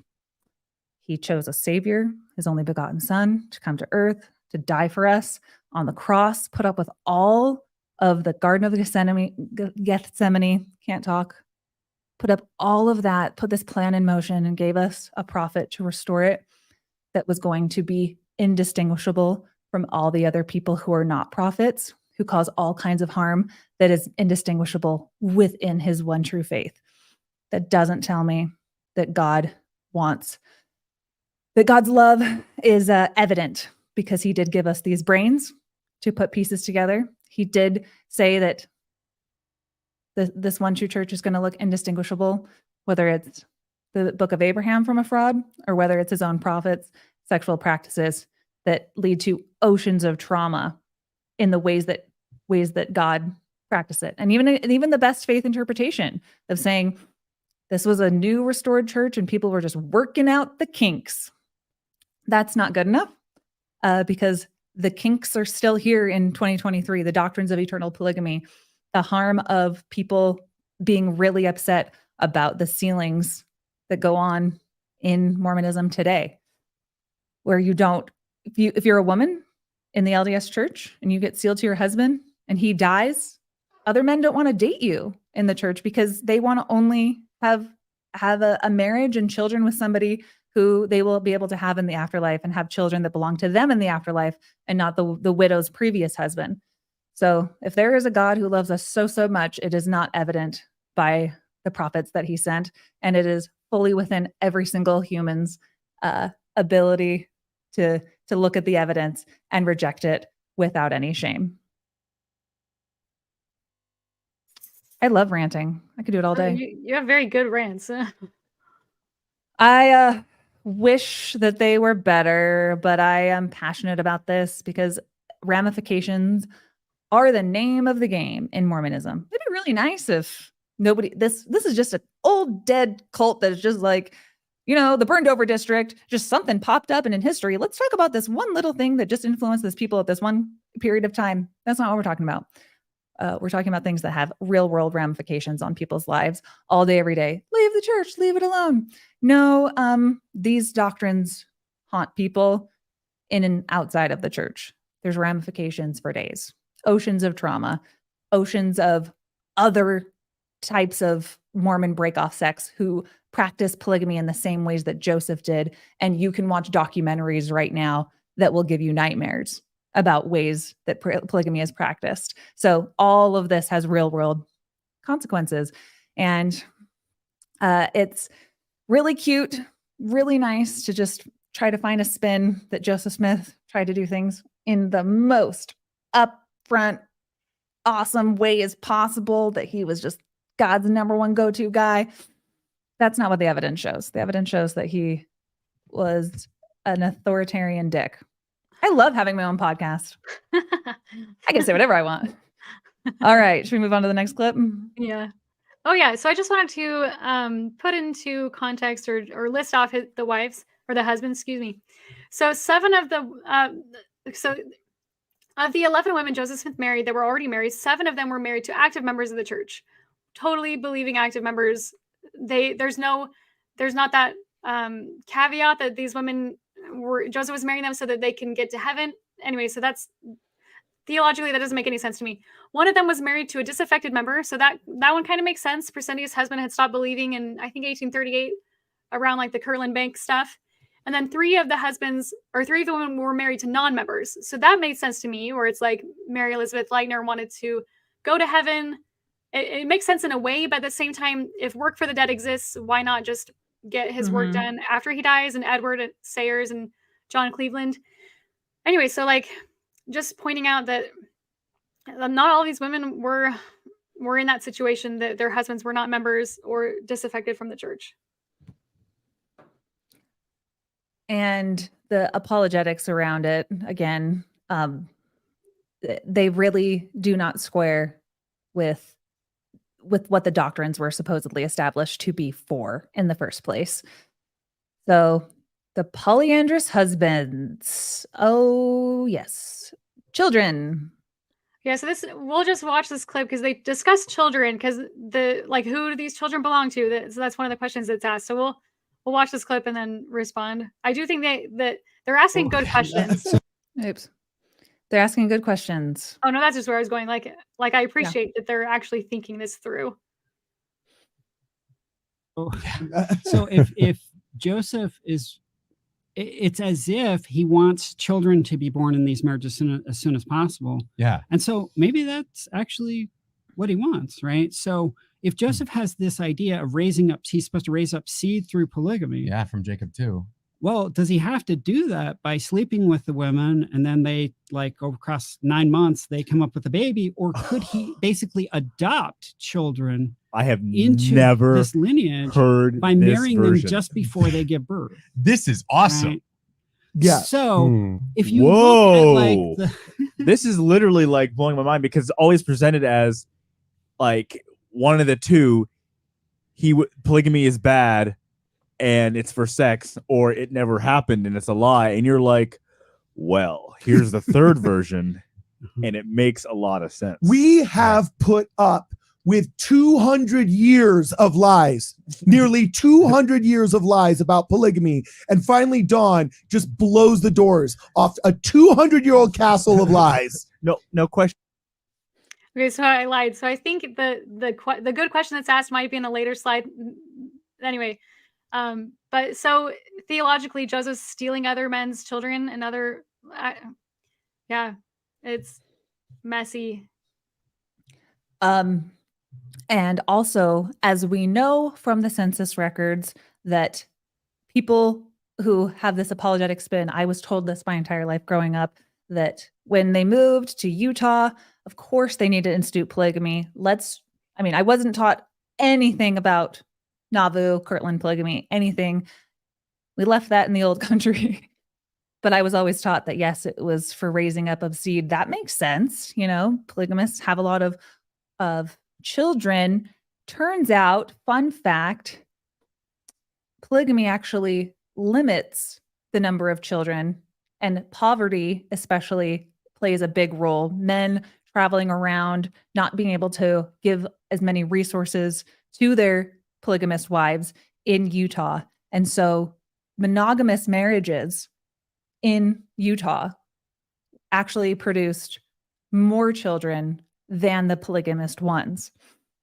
So that is cold, hard facts and data that directly, that directly counter what the supposed reason for instituting it was in the first place. So under every single solitary circumstance within Mormon doctrine that you can ask for, Law of Sarah, D&C, Joseph Smith, you should only ask your wife first if you can marry them, and she has to approve all subsequent wives. First wife gets to approve them. Joseph Smith didn't do that. He didn't do it to raise up seed. He changed the Book of Mormon and changed the documents from the early church that first said polygamy, abomination. And then God's like, take that out. Polygamy, A-okay. Because I realized that you know what, Joseph, I didn't realize it would be so easy for you actually to get whatever you wanted. So have some more wives. Take out that other stupid stuff that I was working on, Joseph. Take that part out. Every single part of that has been changed. And then down to the part about raising up seed.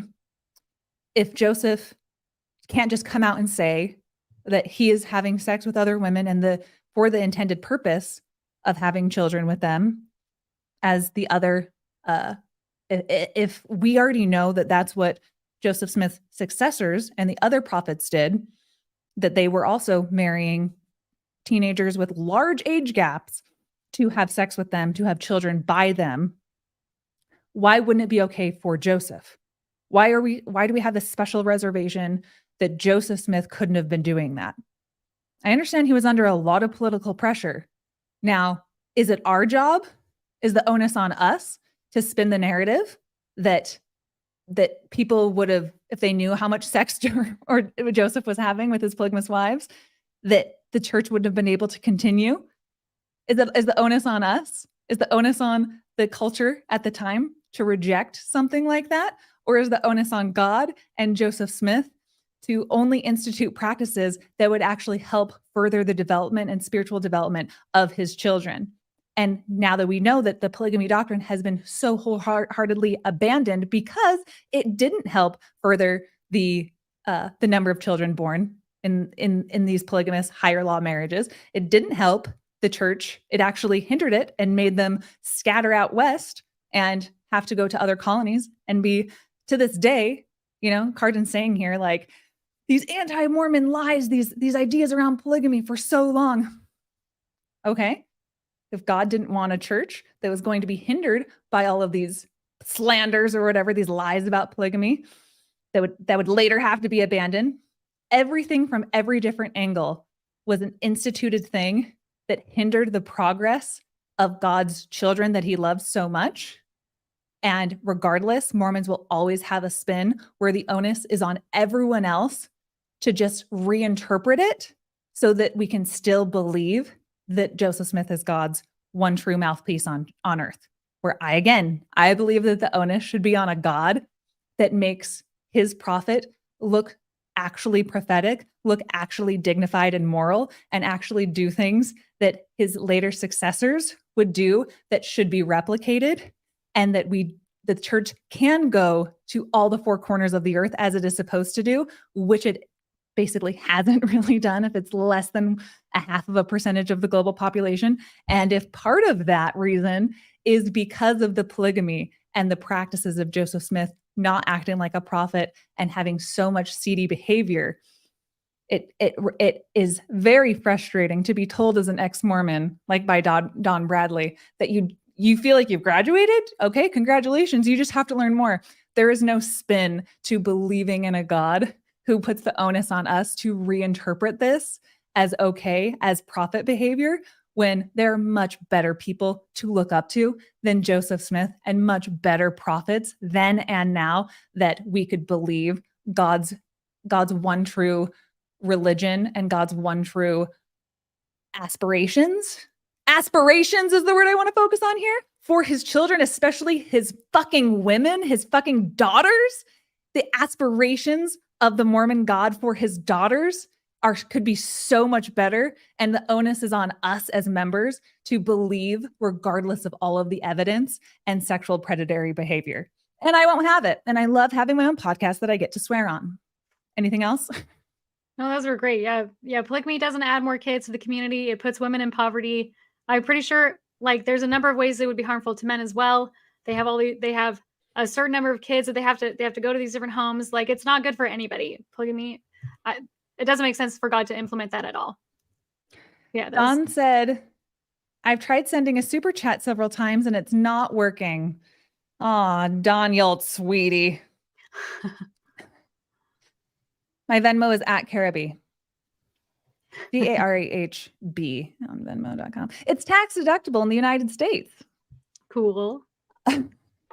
All right. Thank you guys so much for being in the chat as well. Again, super chats are totally welcome and they help fund this channel and this podcast. How do we like the swearing? Up or down? I wasn't allowed to swear this much on Mormon Stories. And so I said, John, find yourself a new TikToker. Find yourself a new co-host. Just kidding. All right, next one. Sure. Okay, who do the children belong to? Okay, so this I think is the one where he asks the good question. So you can just play it. Oh yeah, that's what we want to get to. Okay, so I have a question though on that hypothesis.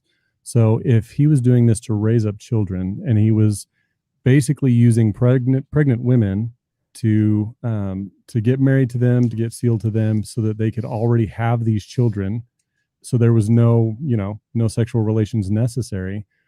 Were the children his? Did they belong to him technically, like spiritually, eternally? Okay. It's more of a born into the covenant situation. I would Yeah, think. that's obviously not what he was going for. That is a theological question, and I do find those interesting, but I'm not a theologian, I'm a historian, right? Okay. And so, But if that's the reason that we're saying, then we kind of have to figure out whether, because if they still belong to the other family, to the other husband. Yeah, I don't think he was sequestering religiously children into some kind of odd birthright. So I think this kind of answers it. Levirate marriage involves like raising up seed for your brother. I imagine this. Who's would be dead similar, though? Yeah, in which case one of these people was. I think it would probably be something where he's like, hey, Jacob 2 talks about raising up seed to the Lord, right? Right. And I'm all for that. Yeah. Well, so in the that's interest what of it time, seems let's like. move on from that question because we have limited. So it's interesting that question never gets answered. I really appreciate the yellow shirt guy. That's a really great question theologically. Like, what about these 7 men, or even all of them, all 11 of them? Whose children? Who do they belong to in the next life? And like, there's the one woman on that, or the list that he showed. I think he married 4 widows, but like with Agnes Coolbrith, the levirate marriage, I think, is that you marry the person whose spouse has died, and then whatever children you have with that person, they belong to the other man. So it's like he's still having kids even though he's dead. I think that's how that works. So like, and he's like, oh yeah, I'm all for that. Like, that's fine. But him marrying other men's wives and then taking their kids in the eternities is not, and I don't think it's sitting well with him either. I think that's why he's asking these questions. So yeah. And what was Don's answer to that again? I'm not a theologian. I'm a historian. So I thought that was also interesting. Yeah, because under like the current ways of how Mormonism sealings go right now, it is my understanding from doing an entire video on Carolyn Pearson's book on Ghosts of Eternal Polygamy that if you want to seal a child to you, is if they're in your belly and you are sealing, you're doing a marriage ceremony, any woman, man, together, sealed, the baby that is in that woman's belly belongs to the sealed couple, regardless of, your husband died and then you got, and he impregnated you. You know what I mean? That's my understanding as it is right now. Somebody can correct me on that one. Well, I'll just I just will say also, like, I have a daughter. I'm no longer a member of the church because I'm queer and the church doesn't like that, so they kicked me out. But anyway, so now my daughter, if my husband gets married and sealed in the temple, my daughter will belong to her, not me. So anyway, so that's what's happening with Joseph marrying these other women who are pregnant.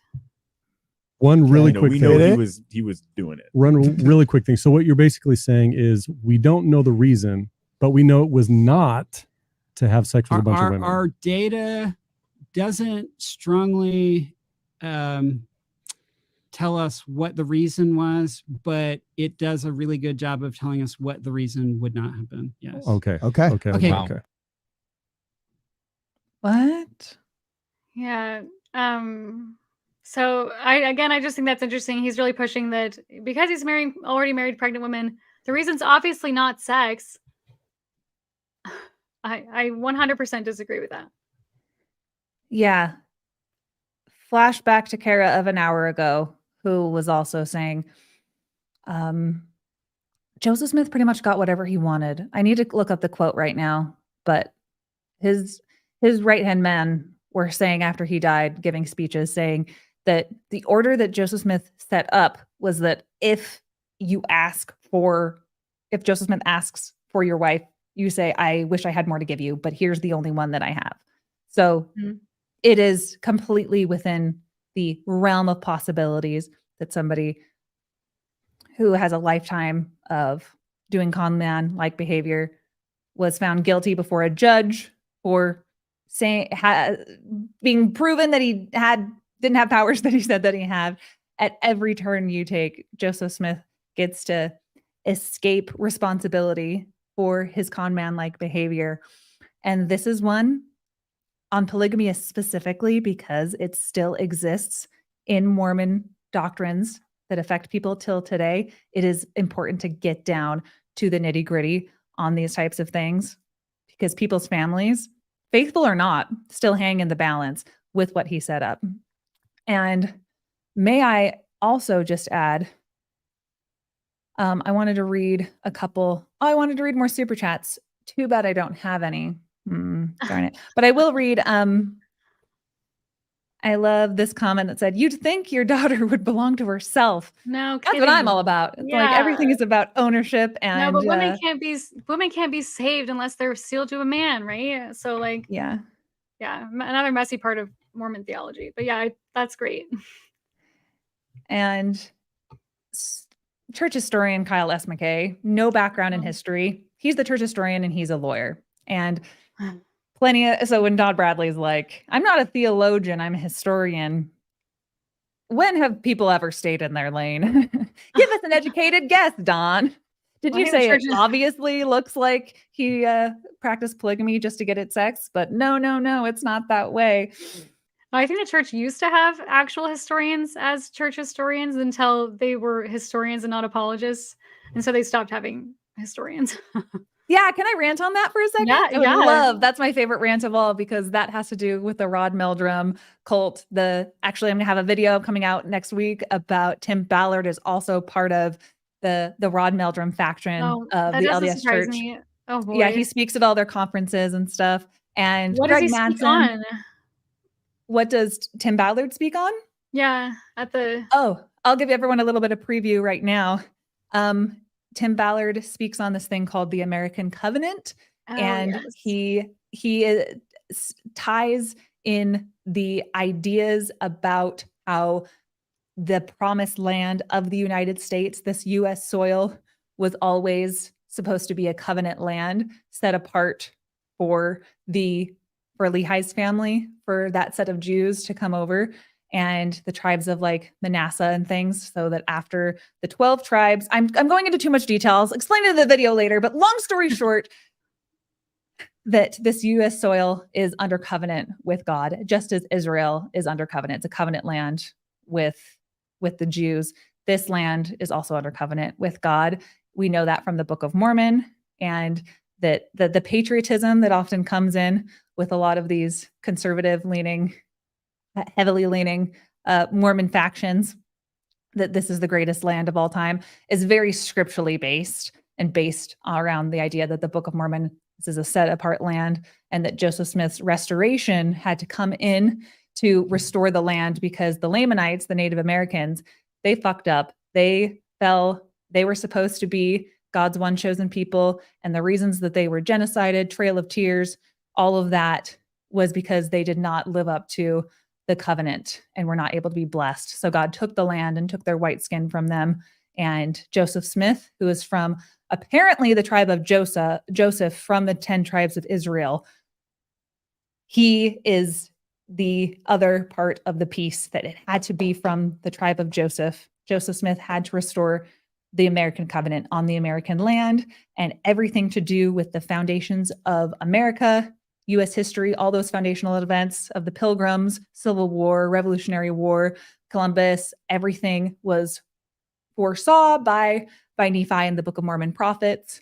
And that means that America is the most covenant land. Tim Ballard's like, this didn't happen in Guatemala or Mexico. That's how you know that it was in America. This is the chosen land. So weaving in a lot of those ideas about American exceptionalism, manifest destiny, with supported by Book of Mormon scripture. Does that make sense? So I have a lot to say, and I just put out an Instagram post right before we did this. That's why I was late. I'm sorry, because I watched like 6 speeches of Tim Ballard's on the Book of Mormon evidence website that's run by Rod Meldrum. and cataloged all of his opinions on everything that he has to say. And long story short, everything to do with his sex trafficking work, you will not understand Tim Ballard if you do not understand his Mormonism first. And he said so many direct quotes of things like, a child can never truly be healed from sex trafficking if they do not have the atonement of Jesus Christ through Mormonism. So I have hours and hours and hours of videos that I'm ready to release next week on that subject, but I am off track. But basically, Tim Ballard, he speaks at the same conferences as that are hosted by Rod Meldrum, who was my famous last episode of Mormon Stories. I've done other videos about them. Hannah Stoddard also is like the president of the Joseph Smith Foundation. I think that's what it's called. She was on Word Radio a couple months ago, talking with these men. She does not believe Joseph Smith was a treasure digger, not once, never touched it. And this leads to my original point for your answer, Julia. Thank you, everyone. I'm staying on track perfectly. This leads to your original answer to your original question, is that Hannah Stoddard and her dad, again, all in this faction, this cult within a cult, I would say, within Mormonism, of Tim Ballard and Rod Meldrum and Hannah Stoddard, that they believe in this progressive view of his history in Mormonism that was corrupted under Leonard Arrington, who trained all of the future historians, and things like Rough Stone Rolling and Richard Bushman. Those were all because they had a progressive lens on telling the truth, telling history as it was presented to them. And that was all under a socialist, corrupted lens, that those people were like Korihor. They were like Antichrist. So I've read all of their books. Their point is that there was a break off with Leonard Arrington, where the history of the church started to be that Joseph Smith was a treasure digger, in the effort to be able to give people more of this information that was coming out, and at least try to inoculate them and tell them what it was. But Leonard Arrington, he voted for FDR. It's a very big point of their book, that we cannot trust people who voted for the socialist FDR. So Leonard Arrington, bad guy, progressive faction of church history. And then there's the traditionalist faction of church history. Joseph Smith was never a treasure digger. That is part of the occult.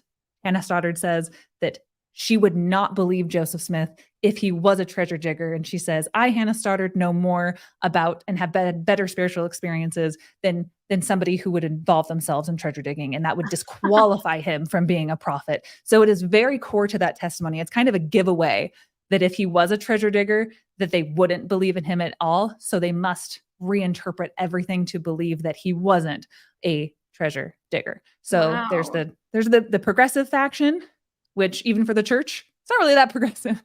And then the traditionalist faction that doesn't believe in evolution. They look to all of the prophets with the most fundamentalist, literalist interpretation of the scriptures. And if none of the prophets believed in evolution, then they can't believe in evolution either. And that BYU has been corrupted, and they believe in evolution. They teach evolution at BYU. And there is one of the speakers at their conference says, and it just so happens that when you go to like the Earth Sciences department, when you walk up the stairs, what do they have on the stairs? A snake, like Satan. Like, this is their evidence, the church teaching evolution is very much corrupted. So that is the explanation on the traditionalist faction versus the progressive faction. And if we're looping this in with apologists and ways that people spin things, I think that Carden from Word Radio, because of how much he was agreeing with Hannah Stoddard in their interview about Joseph Smith's treasure digging and his videos with Johnny Harris and Don Bradley, I don't think Carden accepts anything but the traditionalist view. Correct me if I'm wrong. Anyone? Carden, you can come to my comments and tell me differently. I think for sure that Carden is part of this traditionalist faction, this very conservative, anti-everything that has to do with progress, aka progressive values. So you're saying progressive, you're defining progressive as in Mormon historians are just sharing factual data, and that's progressive? They call it the progressive historians too. That's their language. They call themselves the traditionalist faction versus the progressive faction. Wow. So like in my interview with Rod Meldrum, and John DeLynn, one of the biggest confusions during that, because that was kind of one of the first times that I'd heard that Rod Meldrum, like you don't accept that Joseph Smith was a treasure digger. What about the affidavit from like Isaac Hale? What about this? What about that? It's all rejected because they believe, and Cardin believes this too, I know for sure, that all anti-Mormonism started with Mormonism Unveiled. Oh, that's being right. published. You did say that. We just watched that Yeah. yesterday. The Rod Meldrum one. Yeah. Yeah. So all of the lies that you Are could ever based hear off of about Joseph CDL. Smith are based off of this book that were taken from different affidavits about Joseph Smith's treasure digging. And are you going to believe people who hated Joseph Smith and wanted to drink his blood and hated his guts? And that is one of the main sources for like Leonard Arrington and for Rough Stone Rolling and Oh, for boy. Richard Bushman. Yeah. So they had been corrupted. Their books, they call them literally Korihor, and they rope in a lot of politics about how Arrington voted for FDR. And that proves, I mean, they're like, say less. Like, he voted for FDR. Do we need to tell you? Call him Korihor and stuff. So it's what I think is the most interesting thing about this is that the Tim Ballard stuff that's coming up right now is such a big deal to people that I see this civil war coming, because these two factions cannot they cannot coexist very kindly with each other. There's Heartlanders, Rod Meldrum, Tim Ballard, Hannah Stoddard, anyone else who wants to throw their name in there, who believe that the Book of Mormon literally happened on this American soil, that Lehi's family landed in the land of inheritance, which was in Florida, and that the Hill Cumorah was literally up in Palmyra. Zarahemla, like you mentioned earlier, was literally out in Nauvoo, that they have a map of these things literally happening. But under fair LDS and more mainstream Mormon apologetics, I would guess Don Bradley probably is not a Heartlander, but most other people believe that it happened somewhere in Mesoamerica, which is a lot more convenient to just say, we know for sure that the Hill Cumorah does not have these 1,000,000-person battles around it like the Book of Mormon said that it did. So we're going to move the Hill Cumorah and say that it has to be somewhere in the jungles of Mesoamerica. We just haven't found it yet, right? It just is, the traditionalist faction go with exactly what Joseph Smith said. If he said it, that's what we'll believe. The Book of Mormon took place right here in the Americas. That's what we'll believe. So it's my biggest fascination. I'm really excited that I'm able to talk about this stuff on a live stream that has almost nothing to do with it, because it's my obsession for the video, because so many people are talking about Tim Ballard. And I'm like, whoa, you guys have to slow down, because you will not understand Tim Ballard and what he believes until you understand the type of Mormonism that he practices. So your old NuanceHoe, she's got the research for you next week. If you want to donate, just a quick throw in the plug. I have been working tirelessly on my videos that are coming out next week on Tim Ballard and this type of Mormonism. And again, Venmo at Carah B. I'll put it on the screen again. All the links below to my nonprofit, donor box, tax deductible in the United States. Just trying to fund being able to make this a full-time job. Thanks. The rant of all rants is over. Julia, now you may speak. Oh, I can't remember what the slide was, so maybe we can just go to the next one. It was something. Oh, your parents are Heartlanders too, right? Yeah, my parents are big Heartlanders. Yeah. I was raised, especially the very patriotic America rah is how I was raised. So the Tim Ballard, especially faction of what he believes, is how I was raised, and so that's why I am specifically excited to talk about that stuff. I hope you talk about the psychic with Nephi. Yeah, you guys all heard about that. Save it for later, Carah. Back on topic. All right. Don Bradley said, Carah, I will Venmo you if you'll read my comments, but when I tried for my phone just now, it didn't work. I would love to read your comments. Carah B, Carah B. That is not just for Don. That is for anybody who wants it. Okay. Next clip. Shall we move on? I love ranting about Heartlanders. Man, oh man, do I love it. One really. Okay. Zina, we've made our way to Zina. Tell me everything. Yes. So, do you want to just go to the next slide? So Zina was, according to Don Bradley's rearranging of wives. Oh, actually, just play the clip and then I'll talk. I forgot there was a clip. Yeah. So why did he marry her if she was married? Yeah. Why? Let's okay, great question. Did- Let's go to that. And okay? why did he marry her? So- Because when she was pregnant. Yeah, I just like that because it's like she's already married and she's pregnant to a member of the church. I think Henry served also like around 8 missions. Anyway, there's no reason. Okay, so one of the beefs that, or I don't know if it's a beef, but one of the reasons Don Bradley reached out to me is because of the information that I was sharing about Zina. So I cited the work of Todd Compton concerning Zina, and according to the family tradition, and this family tradition was kept by the granddaughter. I don't know how to say her name, Owa Jacobs Cannon. So according to the family tradition, Joseph proposed to Zina 3 times. Once before her marriage to Henry, which happened on March 7th. Once immediately afterwards, because they had asked Joseph to perform the wedding. He said yes, didn't show up. I think it's because he was upset. And so John C. Bennett married them instead. And then 2 weeks later, a few weeks later, they're like, Joseph, where were you? Why didn't you come to our wedding? And then he says, you're supposed to be with me. And then later he proposes to her again, this time through Dimmock, talking about an angel with a flaming sword. And then she married Joseph on October 27th of 1841. And I can't find a publication date for this family history by Owa. So Don Bradley says it's in 1980, and there's no reason for me to think that it wasn't. But he says that this is bad information that can't be relied upon, and it came from, quote, the worst historical source he has seen anyone cite. So I don't know why it's the worst historical information. I don't think there's anything that combats it. I don't know why the granddaughter why he would categorize it this way. So yeah, and so just down below is just me reiterating what I just said about the history that was given from the family.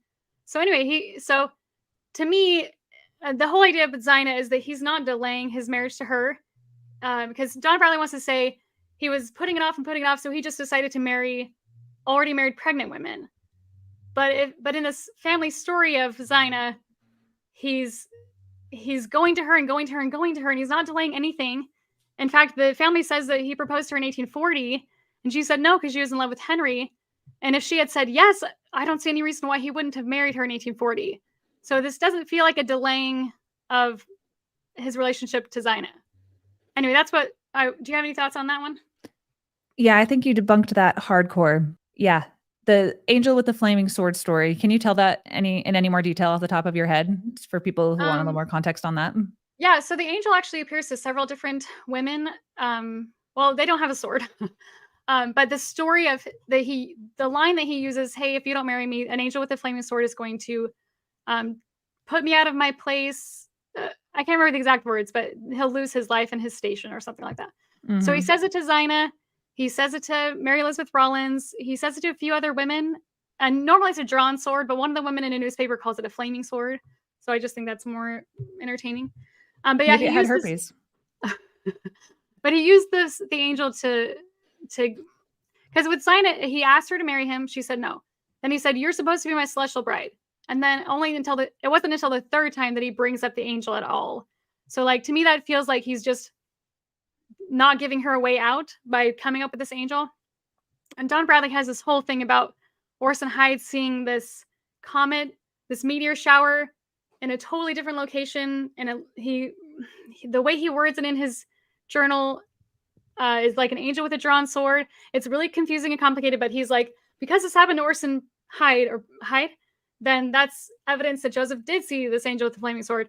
It's really complicated and I don't understand it. So if Don wants to talk about that in the comments, he's welcome to do that. But yeah, the angel with the flaming sword is just something that Joseph used to help women or decide to marry him. He comes to them once, specifically Zina, and she says no, she's in love with Henry. And he waits a couple years and she still says no. He asks again through over a course of many years, correct? Well, that depends on whether you're accepting this source. But 1840, he approaches her. 41, she's already getting married. And then I don't remember what this, it's on the slide, but like then he marries her in October. So it's over the course of at least 2 or 3 years. I think it's 42 that he marries her. But so 40, 41, 42. So yeah.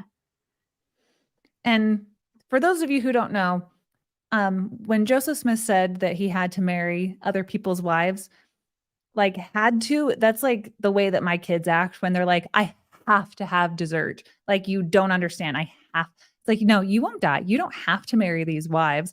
So when he asks politely, whatever you want to say, there's just this air amongst Joseph and polygamy that something has to be done, that there's a precedent. I love arguing with Mormon apologists because if they can find a precedent that something else existed, like, oh, other people, they took concubines in the Bible. There's a precedent for this. There's a precedent for that. And then when there's not a precedent, what's your answer then? There's no precedent for God needing to institute polygamy with such veracity that he is sending angels with flaming swords and then disrespecting the women's autonomy to say that even though you have said no, you still need to, because your life will be threatened, your salvation will be threatened, and a myriad of other things. Whether there's a precedent or not, that really calls into question this loving Heavenly Father who just was like, Satan, you want to take away the free agency of my children? No way. I'm choosing God, or I'm choosing Jesus to be the God of this world. And he wants everyone to have free agency. But then within that free agency, there's going to be angels with flaming swords that ensure that you have to marry my prophets. Wait, go on. Sorry. Wait, I misspoke. I meant 1841. Okay, I just said the wrong date. So 1840 and 41. But also, like, just for the record, he's not saying that the women are going to die from the flaming sword. He says that he'll die. So if you don't marry me, I will die. So that's going to ruin the whole church. It's going to ruin, I don't know. I feel like it's more heavy if it's on him. Anyway, but yeah. Right. Just in general, that there's the agency is still removed. I misspoke for a second, but yes, the agency is still removed, that the onus on you to comply with Joseph's demands against your wishes of who you love, who you want to marry, who you want to share your body with, who you want to share your eternities with, are all going to be superseded by what the men in power have to say over you, and including an apparent loving Heavenly Father who loves free agency. It's his number one priority. Him and Tim Ballard are all on this banging this drum that Satan wants you enslaved, slavery all day long over on Lucifer's plan. Free agency in this church, except never. Yeah, Bednar, where he's like, you don't have agency. As soon as you got baptized, you lost your agency. You gave it away. Now you have moral agency. What the fuck does that mean? It's just a new way to think of it. And it makes sense though. Again, I have been deep in research about what the covenant land means, what the covenant people means, from learning from Tim Ballard. I am putting on my Mormon cap hardcore lately. And so I understand, in a certain mindset where if you can believe that God, he had these chosen people, Israelites, and they were looking for their Messiah in Jesus Christ. They said, no thanks, but he fulfilled this messianic covenant. But then there's still all these other covenants that God wants his people to be under so bad. He just has like such a hard on for covenant making with his people. And they just like keep disobeying him. And it's just like, we need to strive for making covenants with the Lord because he wants us to make covenants with him so bad. Don't worry, Mormons. I have my Mormon cap on. I've had it on there. I understand it. We just don't want to make covenants with a God like that, though. Like the God that you are presenting us with, the servants that you are sending. I know that the finite vessels, the oil will runneth over. What if there's just literally better people than that? What if there's just like literal better people than what has come out of Mormonism? And rants all day here on the NuanceHoe YouTube channel. So we have Zina, who's like, no thanks, I've already got a date for the prom. And then basically Joseph Smith's like, well, I'm going to cut your tires. And she's like, fine. It's basically every Brady Bunch episode that you've ever seen with a little bit more drama. These are the jokes that I come up with that I don't edit out. It's a live stream. Do you have anything else you want to say on this? I'll just reiterate again. Don Bradley really wanted me to emphasize that this is a late source that is for some reason a bad source and not to be trusted. So I don't take that for what it's worth. There's no reason. Okay, to questions for discount Don. What was the exact wording again that he said around Todd Compton's book, where these sources are taken from in Sacred Loneliness? That it was very sloppy, some of the most sloppy work he'd ever seen. It was just like, yeah. Was that was the wording? Yeah, he called it one of his sloppier moments. Yeah. Yeah. Good news. I don't have to believe that Todd Compton is a prophet, and he could be as sloppy as could be, and I don't have to believe he's a prophet. The contradictions from Joseph Smith and what he collected that are supposed to be doctrines that we base our entire lives on. You want to call something sloppy, man, oh man, you have got your guy. But that's not the point I was making. It's just, I would ask Don, I'm trying to pull up Don gave me $61. Woohoo. Thanks, buddy boy. Were you supposed to have a super chat with that, bud? Did you want to say anything? My question to Don, though, is if in Sacred Loneliness, Todd Compton's work is so sloppy, does he not like your polygamy podcast and Lindsay Hansen Park's work?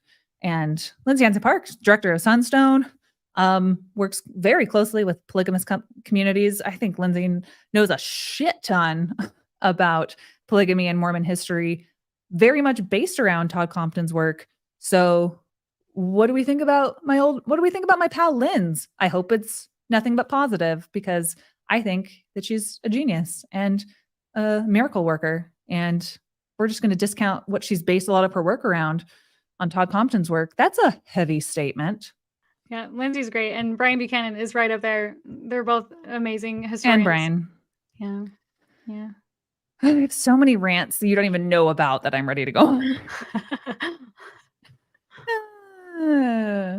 Okay.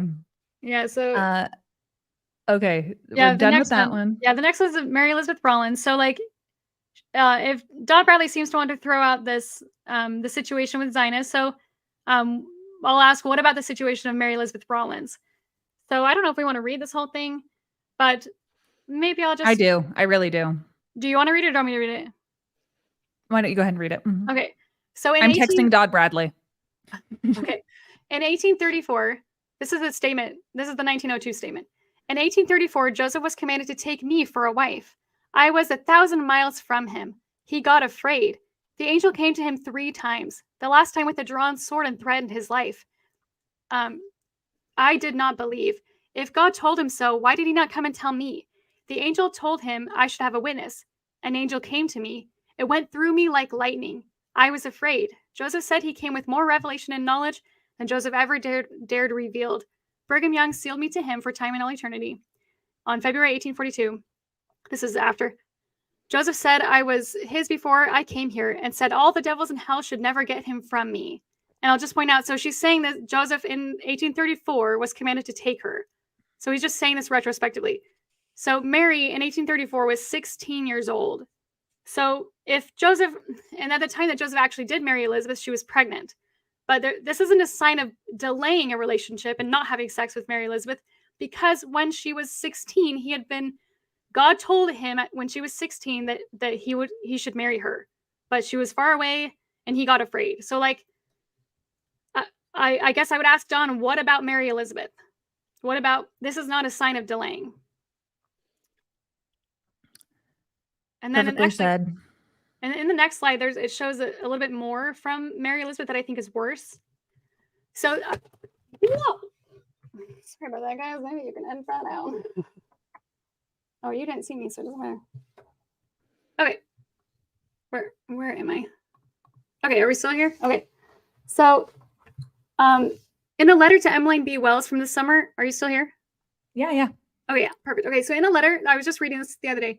In a letter to Emmeline B. Wells from summer of 1905, she says, as for Sister Whitney, Bishop Whitney's wife, Newell Kay, I shall never forget her, as it was his house that the prophet Joseph first told me about his great vision concerning me.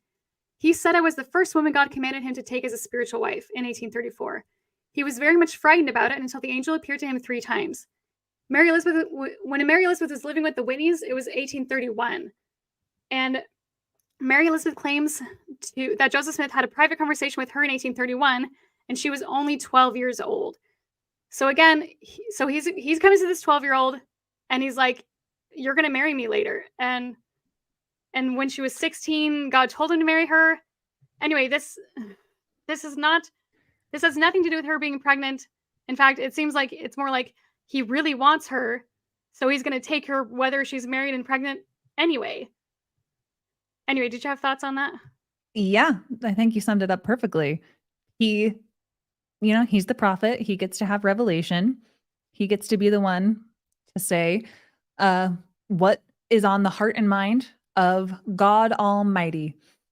Who are we to say that God didn't tell you to marry me, even though I haven't even had a period yet, and I still play with jacks and dolls and various other things that were only available in old-timey days.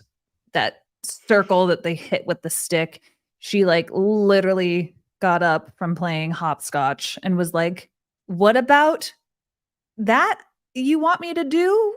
I've never even heard of the things that you want me to do." And he's like, "Tell you all about it later, toots." And then the groomer's handbook was written. Just again, ranting. I'm gonna go full screen because I love it. How's your light doing, by the way, Julia? Julia's light fell down. Yeah, we'll just leave it at that. Hopefully it's still okay. But again. So apologists often say Joseph Smith didn't do anything so sleazy that it disqualified him from being a prophet. Even if I granted you that, Mormon apologists, his successors and the other prophets, the other breakup sects of Mormonism, which God would have had to predict were going to happen. What about the oceans and oceans of trauma, if you could quantify it?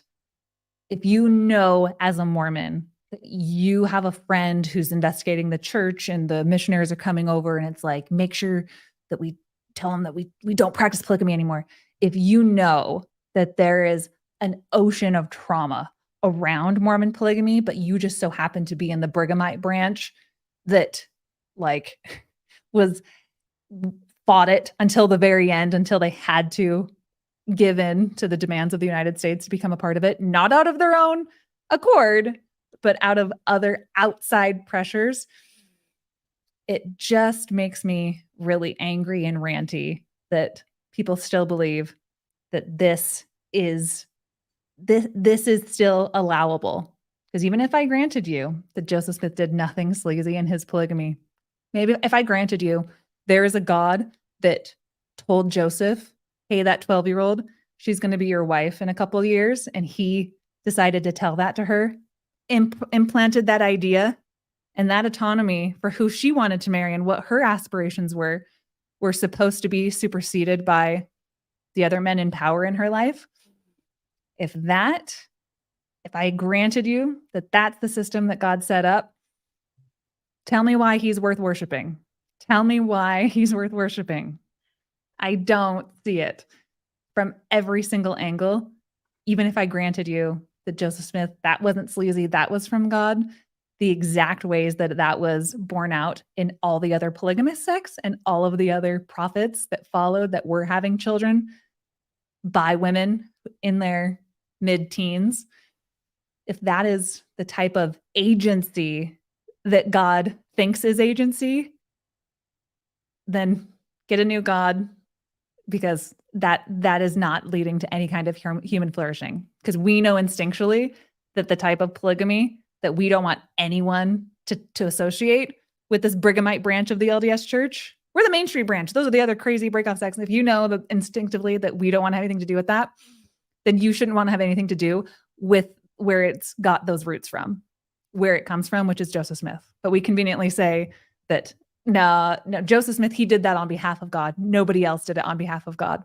You don't get to play it both ways. That's a great point. I get the great points come out the more that my heart hurts. Because I'm just thinking about, like, the F words come out too.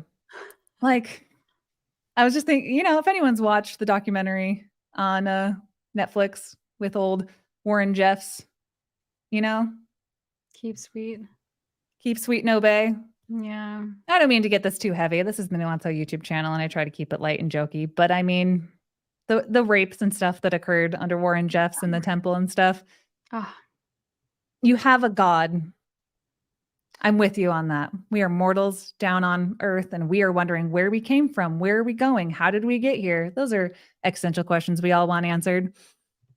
And men, especially, being put in this position where they can, without evidence, convince people that they speak on behalf of the God, the maker that made you, to tell you what you should be doing with your life. And that is that if we don't like the other con men, if we don't like Joseph Smith, we don't like the other people who practice polygamy in these ways, it just goes back to a God who allows his church to look indistinguishable from those other things that we don't like. And if you want to have reforms in Mormonism, if you want it to be a healthier place to belong to, we have to call out Joseph Smith and the roots of where all this comes from, or else we just live in this spin all the time. Again, going back to the Tim Ballard thing, you really believe in the Book of Mormon, you believe that this America is a chosen land. It's only a chosen land because Joseph Smith restored that covenant.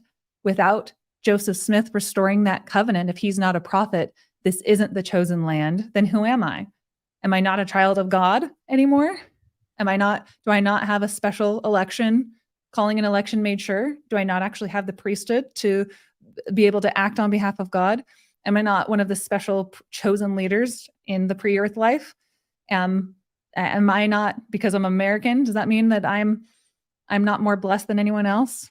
These are all stories that people just tell themselves because we live in a hotbed of crazy world with a lot of unknowns. And there are people who will, in all cultures, in all religions, take advantage of that insecurity that we have, where we don't know where we came from, or we don't know where we're going. We don't know what the right moral answers are. But that is the life journey that we're all supposed to be on, is to find that divinity within ourselves and to outsource it and to give that authority over to somebody like Joseph Smith, because without it, I'm not special. I'm not chosen.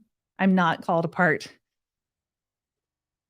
I don't believe that the type of God that I loosely even believe in doesn't want us to have this hierarchy of order where somebody else is able to speak on behalf of another human being on this earth and supersede their autonomy. But that is so much of the model of what overall religion is. And I don't agree with it. I don't like it. It makes me feel ick all the way down to my core. Sorry, Jonah. You just feel ick because, Carah, you just feel icky because, like, Joseph Smith, he just needed to do what God said and subjugate women. Yeah, I don't want to live in a world where that's a norm. Sorry. End rant. This is like 90% Carah's rants and 10% Julia. I'm so sorry. Continue. Well, I love this. I mean, like, I hope you're making TikToks out of these, or media. Like, these are all really good. So don't apologize. Thanks. Just, ugh. People just take advantage of our insecurities. People, stand up for yourself. Don't put up with this. This is, you would not put up with it in another system. There's no reason to put up with it with Joseph Smith. You can still be loved and special and all of those things without thinking that you only get that mantle because you believe in the Mormon God, the Mormon prophets, because you're an American. That's all just tribalism bullshit that's weaved into our subconscious and our psyche from our programming and evolution. Like, we're trying to overcome that. We're all equal and all have a life journey to go on.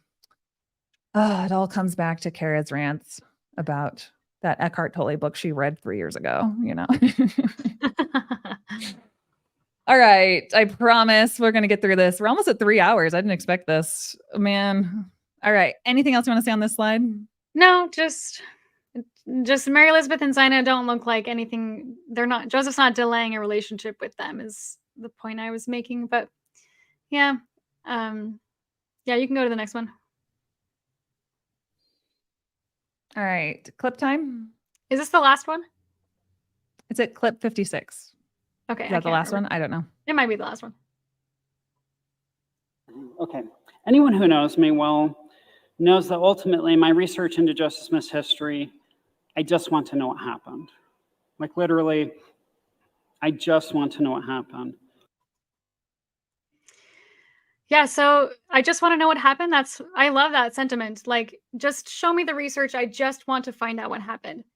I love that, and I don't think that Don Bradley actually means that. I think what he wants is he will fit everything into the point that he's trying to make. Like he's basing his argument off of one source that says 1842, and that she was married in his house, even though other accounts say the opposite.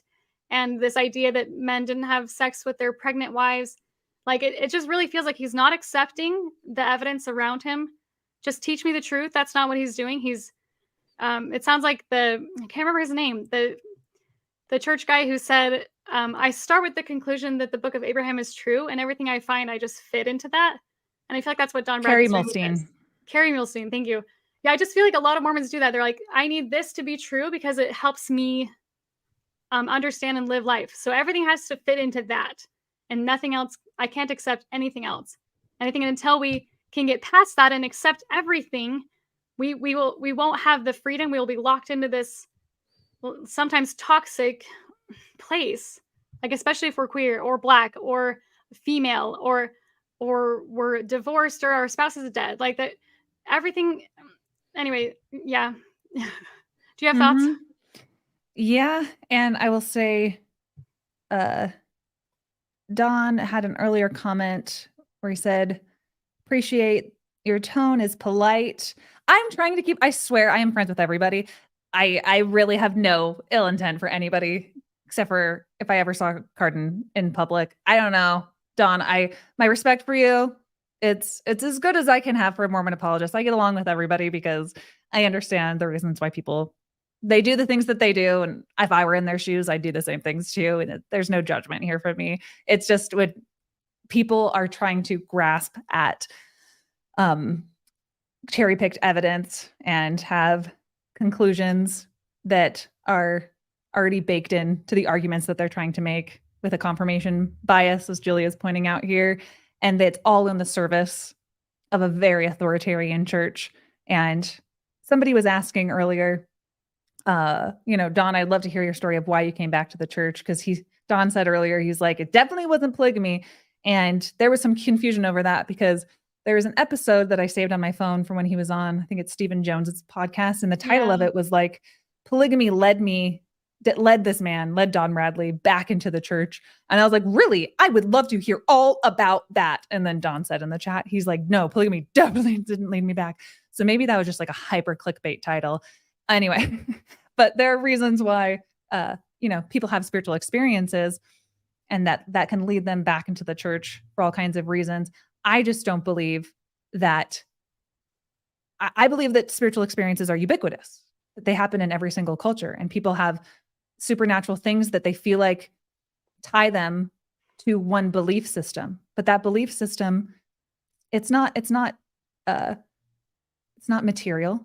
It's not provable. And at the end of the day, it is just an idea.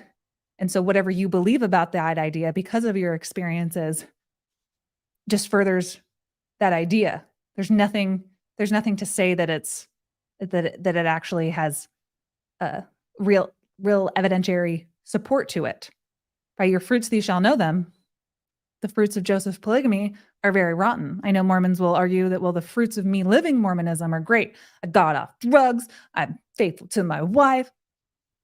All of the spiritual experiences within Mormonism that would lead you to that conclusion is just part of Christ consciousness. It is just part of this ubiquitous idea that all Zen masters, all religious people at their highest, most well-intentioned aspects are trying to get at, of compassion, empathy, service, loving yourself, loving others. The things that Jesus taught, or even if he did teach, are just a culmination of a lot of those ideas. And so I have a huge problem with a very authoritarian church who, again, puts people into these boxes, takes away their autonomy, tells them who they are, where they came from, says that your feelings will always be superseded by the feelings of somebody else in authority. Even if what they are doing is wrong, you will still be blessed. That's a teaching in Mormonism, that even if what they are teaching is wrong, you will still be blessed by following it. So this very authoritarian version of spirituality, it cancels everything out. It's null, it's void. The spiritual experiences cannot possibly be of a highest benefit if in the justification, the ends to the means that you're trying to get at is a snuffing down and a subjugation of yourself, your feelings, your intuitions, your compassion, your empathy for others outside of your in-group, your knowledge of what is right and wrong, and making excuses for people to do things that you know are right and wrong that actually do have real life ramifications and harm, all because the spiritual experiences that you had are tying you to commit to do these actions within this system. It's universal that people have spiritual experiences, and it's also universal that those spiritual experiences tie people in all kinds of cults, religions, cultures, secular things, and not, that the elevated emotions tie people into those systems to keep giving and keep giving, regardless of what the outcome is, regardless of what it actually benefits the person as. And so spiritual experiences are strong. They're real. People feel something that it ties them to. So anyone who has come back into the church because they felt something like that, and therefore that means that the church is true and Joseph Smith was a prophet, again, that comes at the cost. That spiritual experience you're having to give your devotion to Joseph Smith as a prophet, it comes at the highest cost possible that no person should be able to put up with. And again, that cost is everything that this very dogmatic, very difficult to reform, very authoritarian church has preached since the beginning and preaches today. It does, the benefits do not outweigh the risks of a person spiritually to themselves and to society at large.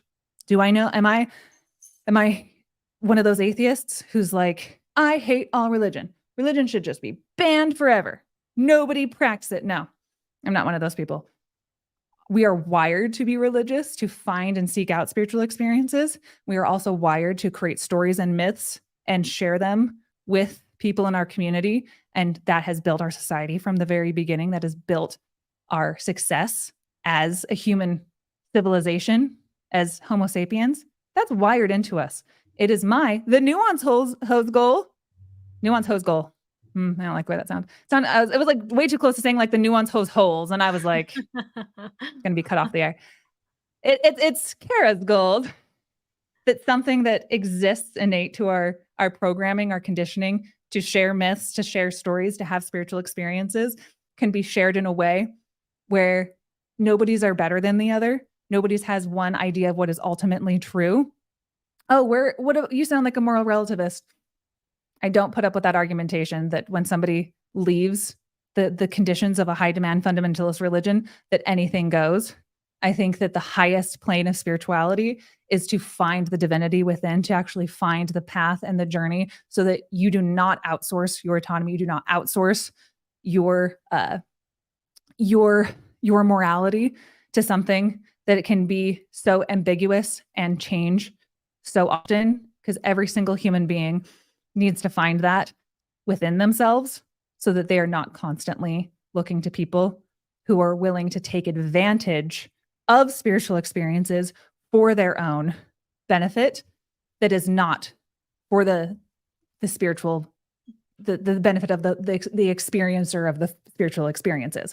So bringing this all back to Joseph Smith, do I believe that the converts and the women and the early Mormon saints and settlers, did they have spiritual experiences and miracles and things that they couldn't explain that tied them to Mormonism? Yes. And if it was any other religion, that would be fine. There's so many spiritual experiences that happen in so many different cultures. It's ubiquitous around the world. It just matters, what is that saying to the person? What is the narrative? How does that play out in their life? And how does that spiritual experience tie them down or lift them up? And I left Mormonism because the spiritual experiences I had felt like Mormonism was tying me down. It was asking me to think less of people, to think less of gay people, to think less of myself, to think less of my abilities and to achieve things in this life because of my gender. So there's that you can go either way on that ladder of what that spiritual experience is going to tie you to. And I just think, I haven't said the F word in a while. I just think it's just like totally fucked up if you tie it to a high demand authoritarian cult who was started by a sexual predator who under any other circumstances we would call a con man. End rant. And to finish Don Bradley's comment, he said, I did not return to the church because of polygamy. That would be crazy. I'm like you, I'm disturbed by it very much. Well, that didn't come across in your fair LDS speech very much, but I'll give you credit for saying that comment here. Love you so much. Welcome on the show anytime. The NuanceHoe@gmail.com. Everything's in the description below. Anyone who is a Mormon apologist of any kind is also welcome to come and argue with me, because I think my arguments are pretty down pat, honestly. So who can argue with that? Autonomy, freedom. Come on. Go for it, Julia. Give me a rant. Oh, I don't know. Like your rants are so like spot on, and I'm like, oh my goodness, this is so good. No wonder you have your own podcast and stuff. Like, thanks. Your nonprofit, like, you are so cool. Thanks. Julia made a TikTok the other day where she was like, I got the attention of Don Bradley, and he said this about me, and I was up talking to him last night, and we're gonna go.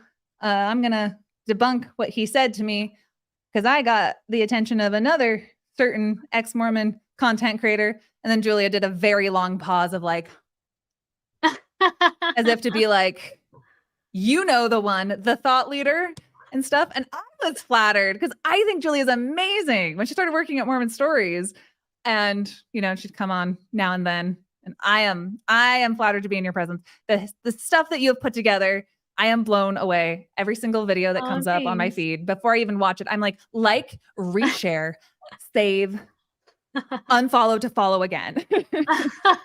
Julia's amazing. Thanks. Like, I hope Don respects a lot of the research and time that you put into this. He did say that if you know, he's going to listen to this later and hopefully integrate what we shared today, if it's information he didn't know before, into his future speeches and things and research. And I hope that is true, because as I stated before, there are different factions within Mormonism, and some people do not want to hear less than faith promoting ideas about their prophet.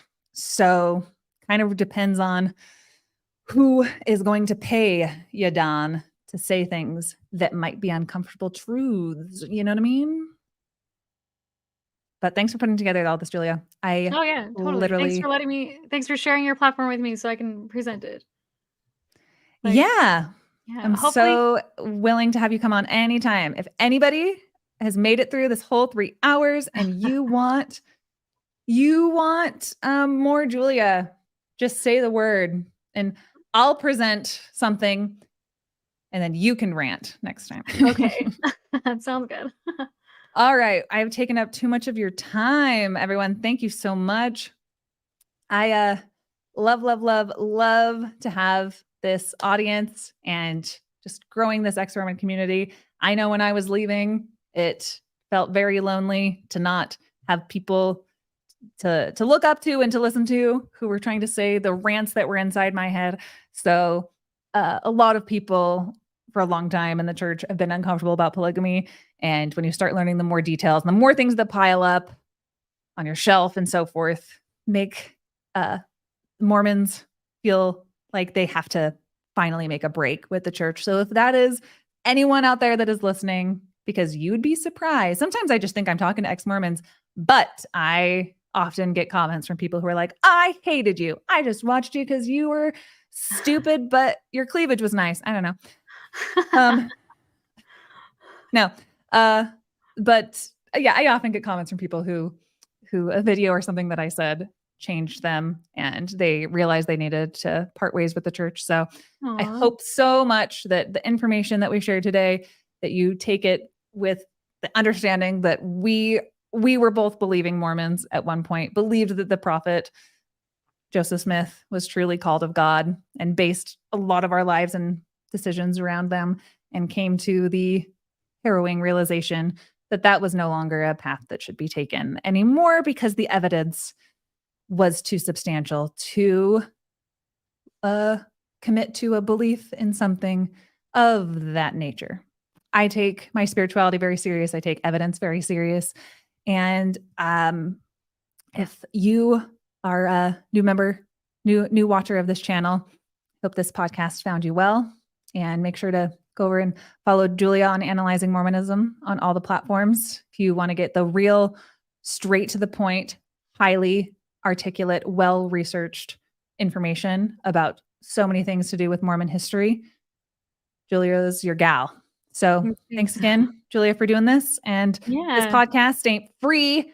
It is free, but I completely run on you know what? I'm actually more honest than John DeLynn. Did you know that?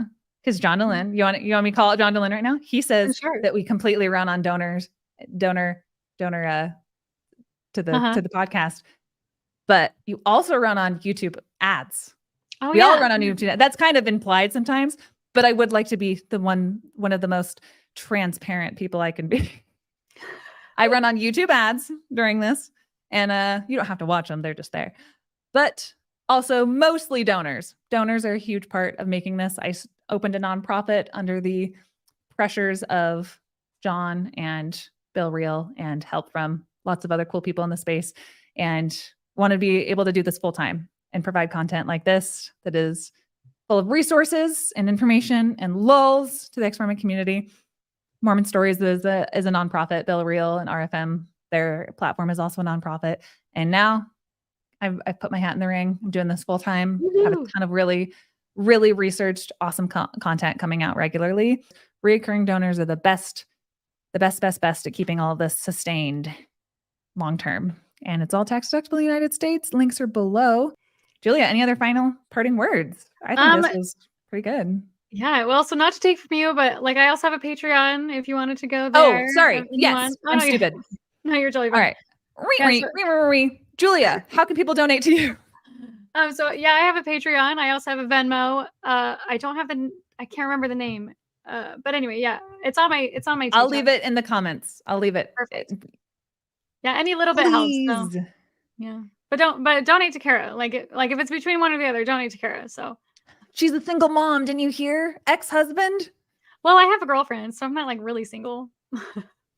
Well, they don't get paid as much as men. So really, are you guys? Yeah, that kind of sucks, but yeah. Well, all right. Absolutely donate to Julia. I love having the longest outros possible. But well, thanks for the real homies. Yeah. Thanks for spending 3 hours with me. Jeez. All right. I am ending this now. Love you guys so much. Bye. Bye.